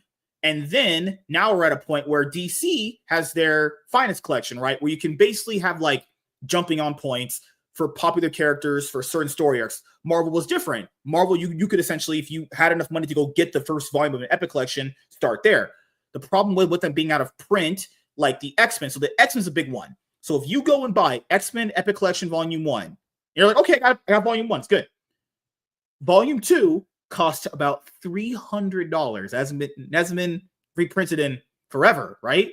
So you guys can kind of see the point of how the Epic Collections can be kind of pricey, yet very good if you kind of want to know a character's history. Because remember, certain collections will have various popular issues a part of them or arcs for a character, which would kind of make their price go up and down depending on how valuable of an issue it is, right? Or what issues are in there or which arc the characters are on. Now, with the Marvel Premier Collections, they are essentially mirroring the DC's finest format where this isn't starting at the beginning, but you can jump in at this point, and it's a popular character story arc at this moment. So it'll be Daredevil, you start at Born Again or Man Without Fear. Captain America could be The Return of the Winter Soldier. You could do X-Men at fucking, I don't know what, Dark Phoenix Saga or Age of Apocalypse or House of X or whatever. Fantastic Four could be any of that, right? So Marvel actually announced this stuff, guys, last year, and I completely forgot about it because I saw the Daredevil Marvel Premiere Collection at like Barnes & Noble, and I was like, the fuck is that? I totally forgot this was announced to you guys. But we're going to go over it right now. So if you kind of like the DC's finest collection, which I have a lot of them, I think they're very, very good, very awesome for new people to kind of get into comic books. These are the books for you. Marvel Premiere Collection is a line full of color paperbacks produced by Marvel Comics that was announced at the 2024 New York Comic Con. Essentially right here, you have the dimensions of all that stuff. And obviously this is a response to DC's Compact Comics. Marvel is always sometimes chasing what DC does, you know, with the digest print. If it works, it works, you know, I mean, yeah, if it gets more people to reading comics, I think it's fine, you know? Yeah, I agree too. With the I don't mind if they copy if it works, you know? Yeah, it makes sense. With the digest print run of 6, with all the math right there, because if I told you guys that math, I would make myself look like a fool. Collected comic, the line was a response to 2024's DC Compact Comics launch. The DC version was a hit with retailers and readers. Marvel Premiere will have a higher price point at $14.99, but hopes to have a similar impact with readers. I don't like that part. They're just charging you more because DC Compact Comics, you guys, basically they're like manga-sized books that are bigger in dimensions, obviously, and they essentially have all of that arc in one. So like All-Star Superman, they have essentially, what was it? Court of Owls, all of it in one, you know, $10. So tax is like what, $12.99 if you bought it from a Walmart. Yeah. Marvel's is $14.99, and with tax, that's gonna hit you for like what, like $17 probably, right? But I don't know why this just couldn't be charged for $10, but because they're not giving you more pages, I'd imagine, right? But who knows, right? Marvel always does that, though. They charge more for their app. They charge more for their comics. It's just, it's a Marvel thing. They charge more and pay less. Dan Buckley, president of Marvel Comics, said the collection will be our go-to publishing line for any and all fans looking for a way into or further into the Marvel Universe. These titles will not be the only place to start, of course, but they will be one of the best. No, this is a good idea, and I like the idea. It's a fine idea, but couldn't you have just done this sooner and quicker? Why do you guys always feel so fucking slow? You know? Yeah. But I understand to a business point, because you want to see if it's a proven thing first before just jumping in. No pun intended, because these are jumping on points, obviously. One of the first two releases was Daredevil Born Again on February 4th, 2025, which tied into the Marvel Studios TV series of the same name. Okay. That's cool. You have some synergy there with name value alone, because the comic and the show are definitely going to be different, obviously. We know that for years. The book contained a new afterword from writer Frank Miller, plus a foreword by actor Charlie Cox, who plays Matt Murdock in the Daredevil show. Comics analyst David Harper described the launch by saying, "The good thing is they're doing it, which is really the big win of it all. It was soon confirmed that an X-Men book will be among the second wave of premiere collection releases." Yes. So I understand all of these have to have like first waves of like, okay, we're just testing the waters out with certain characters as popular arcs. I fully get that. So after that, you had sales. Following its release at the start of February, Daredevil Born Again entered ICV2's monthly direct market graphic novel chart at number 2, outsold only by the first volume of Marvel's relaunch series, The Ultimates. The direct market chart covers sales in specialist retailers such as comic shops. The book also debuted at number 2 in the BookScan chart, which covers sales in traditional bookstores. Yeah, this is all good, all great. You know, this Marvel, could you please just be faster on doing shit instead of being like a fucking snail most of the time? I do like how they look, though. They got some good covers. Yeah, these look great. Yeah, I see them. They look great. I completely missed this announcement, so I was thinking like, what the fuck? I was like, what the hell is this? I looked at it. I was like, that looks kind of cool, but I thought this was some like art book when I first looked at it. When I saw it at my Barnes and Noble, like this looks like an art book from the way that I'll show you guys. So Marvel announces reprint of Daredevil's best series. I guess this rivals Man Without Fear too. Marvel Comics has announced an all-new Marvel Premiere Collection, which features definitive must-read books for its fans. The new collection will launch in 2025 with Daredevil, Black Panther, Captain America, and Fantastic Four titles. You could throw a Spider-Man one in there. They got the Winter Soldier, and then Nation Under Our Feet for Black Panther, and Solve Everything story arc for Fantastic Four. I'm surprised there's no Spider-Man. I really am. Like, I understand it from a wave point of view, kind of, because like you had Captain America come out, which is not Captain America, it's fucking Sam Wilson. Daredevil Born Again makes sense. It's the show. Fantastic Four is a movie coming up, and Black Panther is just odd. But they did recently give Black Panther a new omnibus. Like the only one out of a lot of rumors Captain America recasted in the Avengers movie. I hope he does. Please. Yeah, because they're talking about Doom having like an evil team of multiverse Avengers. And so what if his team's better? It won't be way better. Oh my goodness. Goodness gracious. The Marvel Premiere Collection is designed to be the perfect entry point into the Marvel Universe, featuring the most definitive and quintessential stories of Marvel's most recognizable characters. The books are packed with Marvel's iconic stories and feature a sleek, high-quality format that aims to make Marvel stories more accessible for fans across comics, film, television, and beyond. Oh, you guys, we're at 2025. There's no synergy between fucking shows, movies, or comics. Stop saying that. Please. It's a little late. It's a little late. There's no synergy. It'll never happen. The only synergy that happens is name alone. That's all you're at best getting. You know? Yeah. Fucking hell, dude. The Marvel Premiere Collection launches with Daredevil Born Again, one of the most quintessential runs of Matt Murdock's story in Marvel history. The collection will also feature an exclusive new forward with the run's writer Frank Miller, and the afterword by Charlie Cox, the actor who portrays the character in the Marvel Cinematic Universe. Releasing simultaneously with Daredevil Born Again Premiere Collection is Black Panther, A Nation Under Our Feet by Ta-Nehisi Coates, with art by Brian Stelfreeze. Yeah, guys, Ta-Nehisi Coates is not a very liked guy when it comes to comic books. I've not read anything he's done. I will say that to you right now. I don't lie to you guys. But he's not a very liked guy, let's just say that. Because he had some interesting 9/11 things he said about people in that time period. Fuck that guy. And Chris Sprouse, offering a profound look at Wakanda and Afro-futurism. The Black Panther comics are a must-read for any Marvel fan. And the Premiere Collection marks the first time the character-defining story is collected in a single paperback. Both books will go on sale February 4th, 2025. Keep in mind, no one talked about the Black Panther one because no one fucking wants to support Ta-Nehisi Coates. Just saying that right now. Daredevil Born Again, you had, contents of it. I legit thought this cost the same amount as a Finest collection, but it doesn't. No. This is a good idea. It's a great idea. They needed to have a separate line of collections different from their Epic collections because they're very inconsistent at doing second and third printings for their Epic collections. And they're also very slow at getting new ones in there. So Iron Man, let's use Iron Man for example. Iron Man has every Epic collection from volumes 1 through 6. Okay, you guys follow me here? Then after that, they released 10 through 13. The newest one they put out was the whole Armor Wars, right? So you guys are probably thinking, where's 7, 8, 9? 7's coming out this year at some point. But then they're only going to be giving Iron Man one Epic collection a year, from what I heard off another show that I was watching from Near Condition. It's like, why are they so slow at putting out? Yeah. First of all, this was designed to be in order to begin with. So if I bought these in order, I could have them all in order and just take my time reading them.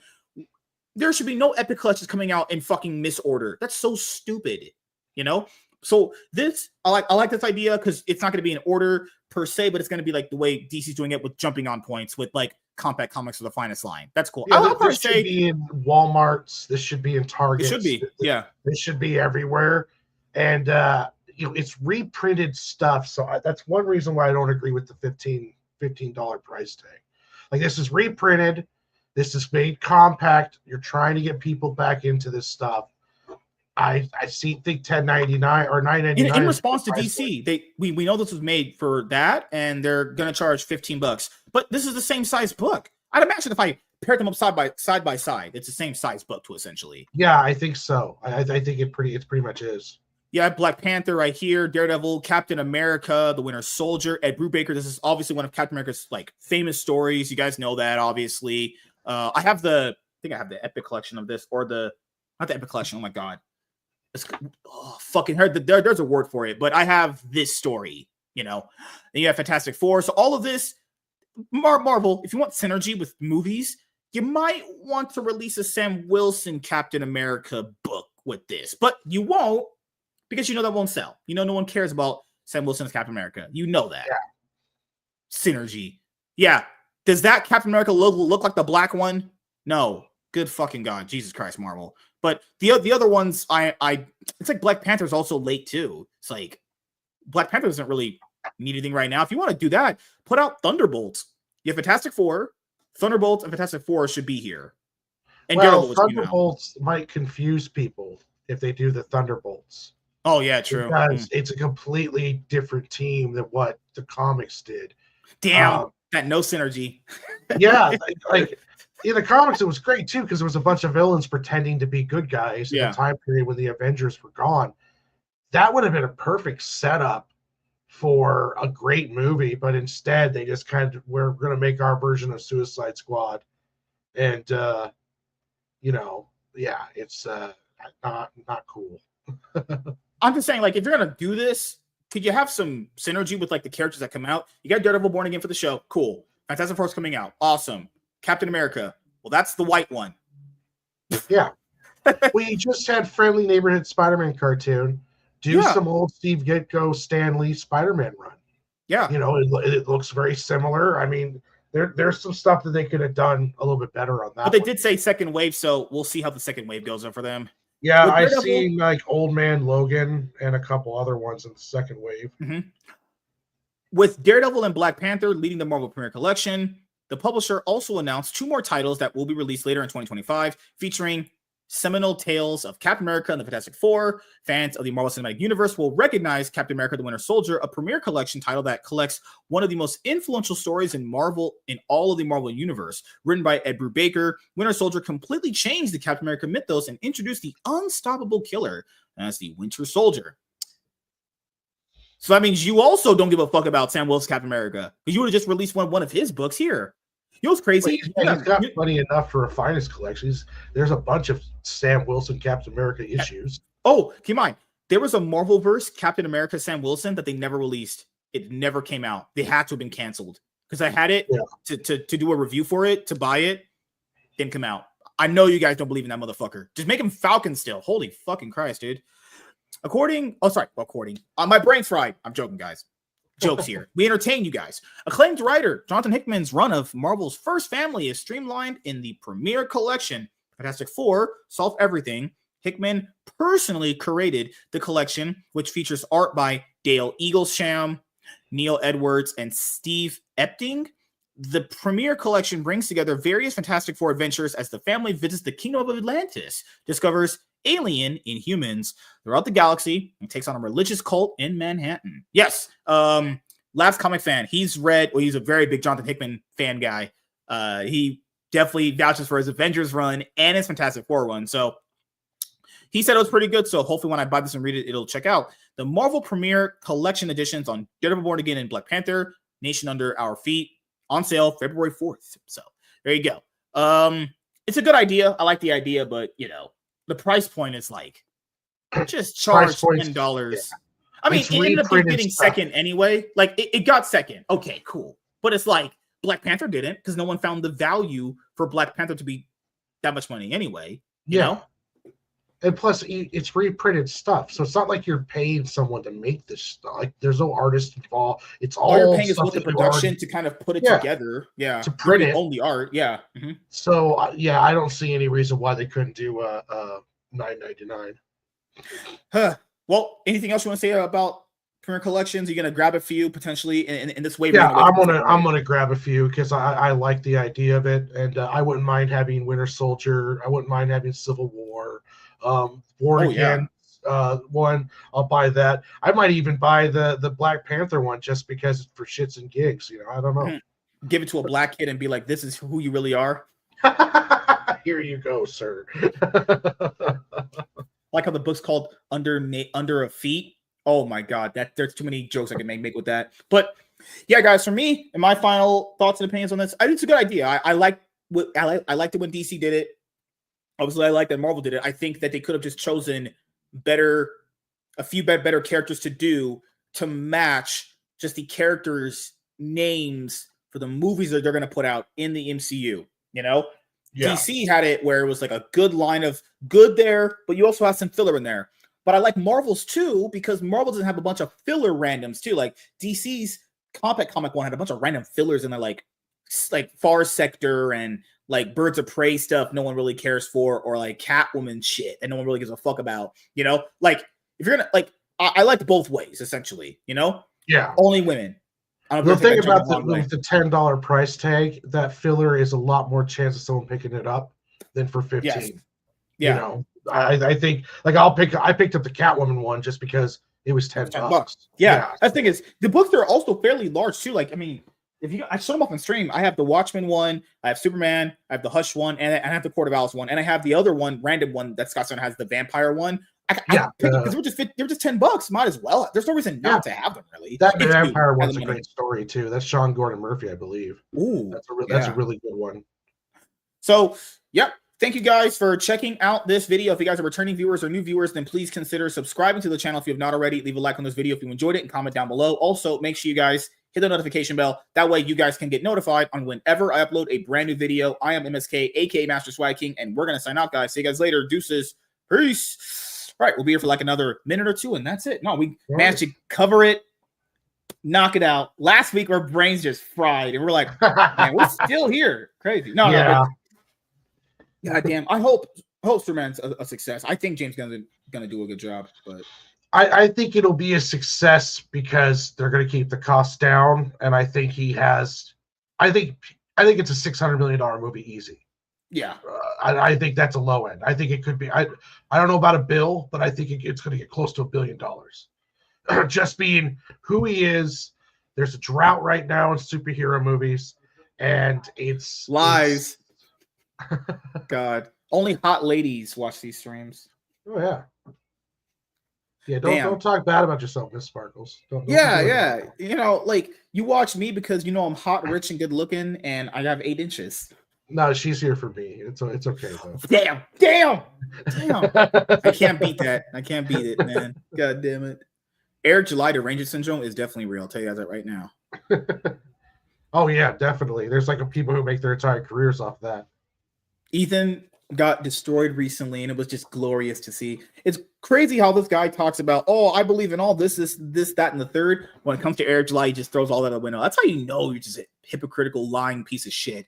You're gonna have it's what happens when you force it. When you force drama, you turn into a hypocrite. You just start saying weird shit. Dude, there were some people on Twitter that were tagging him in tweets saying, I only got into Comicsgate because of the drama I heard, but then I started backing people. But that doesn't mean you read the books. Yeah. If people only know about this movement because it's drama, the fuck are we doing? If you do an 8-hour stream and I don't know what your comic book is about, then that's a problem. You're not selling your book based upon what the book is about. You're selling me on the fact of buying my book will support my just heroic cause. You know, that kind of bullshit. Because the argument that people gave was, hey, the drama, it's interesting and it brings in people to give opinions, but it might even bring eyes to your shows, and it probably does. But the back end of that is so bad. It's like that thing you eat that you know is bad for you. Yeah. But you know you keep eating because it tastes good, but you know the after effects are bad. You know? Yeah. That's what those shows are. It's like, yeah, you're like some drama's gonna have everyone involved. Or yeah, if you eat McDonald's every day, eventually you're gonna have a heart attack and die. Shit. Good Lord. Hey man, I like my frappes and double cheeseburgers. Hey, those breakfast burritos are oof. God. Oh, before you guys go, this is damn, I can't wait for this. Sonic versus the Flash. We do have a first look at DC and Sonic the Hedgehog issue number 1 dropping this next week coming up. I can't wait. Some of the panels dropped earlier today. Oh. Look at that. Beautiful. That's nice. Very I like fun that angle with Flash and Sonic. The Batman. Shadow. Batman that's great. That's cool. Wonder Woman. Oh, this is gonna be so fun. I'm reviewing this as ASAP when I get the floppy. I might actually go to a comic book shop to make sure I grab this so we can like review it. I'm gonna put this on my pull list. Look at that. Very awesome. I can't wait for this. That's the coolest shit ever right there. That's just from issue 1. Good Lord. That's some good panels too. I like that. I like breakfast burritos too. You like putting them in your mouth. That's different. Okay. That was a joke you walked into. I had to make that joke. Good God. Rogue and Catwoman. That'll work. I could see it. Yeah. Both got some big fat titties. So you guys know I love me some big girl titties. I love them. Small ones are okay too. It just depends on how you want to utilize them. Oh, her boots? No, Wonder Woman looks great there. What the heck? Oh God. No, I can't wait. I'm excited for it. I'm more hyped for that one than the TMNT Naruto one, but the TMNT Naruto ones, when I was announced, I was okay, this is kind of cool. You know? You hear about the dude with the stuff? No, I didn't hear about that. Oh, you're saying he ate Sonic for years? Oh, that's disgusting. Ugh. Oh, jeez. I like fast food sometimes because I only have it like every once in a while, or like maybe twice a month sometimes. I don't want to eat fast food every day. That's just terrible. I'm taking a big break from it because I got to watch my blood pressure. Oh God! Speaking of comics books, like that's gonna make your blood pressure go up too. Oh God, comics have damn near killed me. Could you imagine this working for Marvel and DC? Could you imagine geez. You imagine working for them and they have you coloring and doing art for like 20 books and you work like 10-hour days, and I still have to have a part-time job because they don't pay shit. I think Gabe El Taib said you'd make like $33K after taxes. Yeah, like guys. You couldn't live in most places in the United States with that. I can't survive in Washington on that. You can't survive on 33K a year. That means your paychecks are like, and keep in mind, we don't even know how many times you get paid a month. Like, let's say you get paid twice a month. So it's like, what, $1,200? Yeah, you can't survive with that. There's just no way. That's just not possible. You would be like, you have to. You're living off of another job, which some Marvel artists do, or you're doing a lot of conventions and you're selling art on eBay. That's why, you know, tomorrow we're going to be reviewing. So Last Comic Fan will be here tomorrow with us. Instead of doing Wonder Woman, we'll be doing Absolute Batman #4. Do you have that one? Yes, I do. Okay, good. Okay, good. So tomorrow we'll start about 8, and then we'll do that. We'll review it a little bit earlier into the show. Then we'll get the topics done because I do want to talk about that Marvel artist thing at some point where they just blast them. The problem with that is I hate is they wait till another guy does it and they're like, oh, well, I always thought the same thing too. Well, why did you never say anything? Because they always act.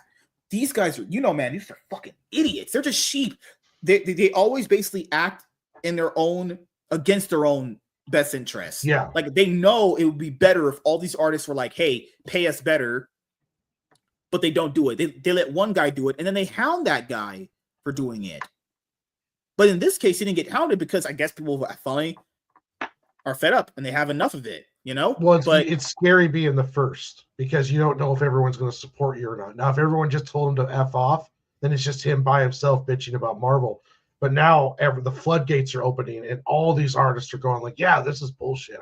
I didn't get paid for this. They used my artwork and this is my page rate. And, you know, and when you find out that there's indie guys paying more money for pages than what Marvel is, that's like a travesty. Like, it's like, well, what's going on here?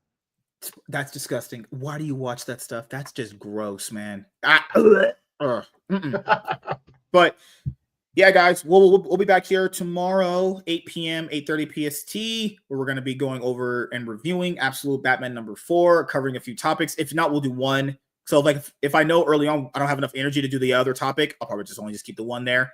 But, you know, I think, like, Rob Liefeld, he wants to do, artist this and create our own stuff, but he went back to Marvel multiple times.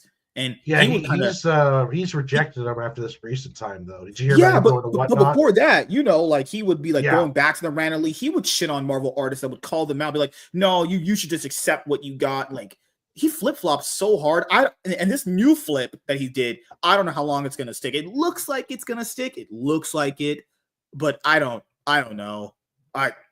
It's hard to trust it. But he did go back to Image to do Youngblood. But it's like, if Youngblood doesn't pop off or do well, what's he going to do then? Go back to Marvel? Well, what he's done, like with this new thing he's doing, it's like he can put out his book and he can sell to his like 10,000 fans on Whatnot customers for like $50 a piece. And he's making all of that back.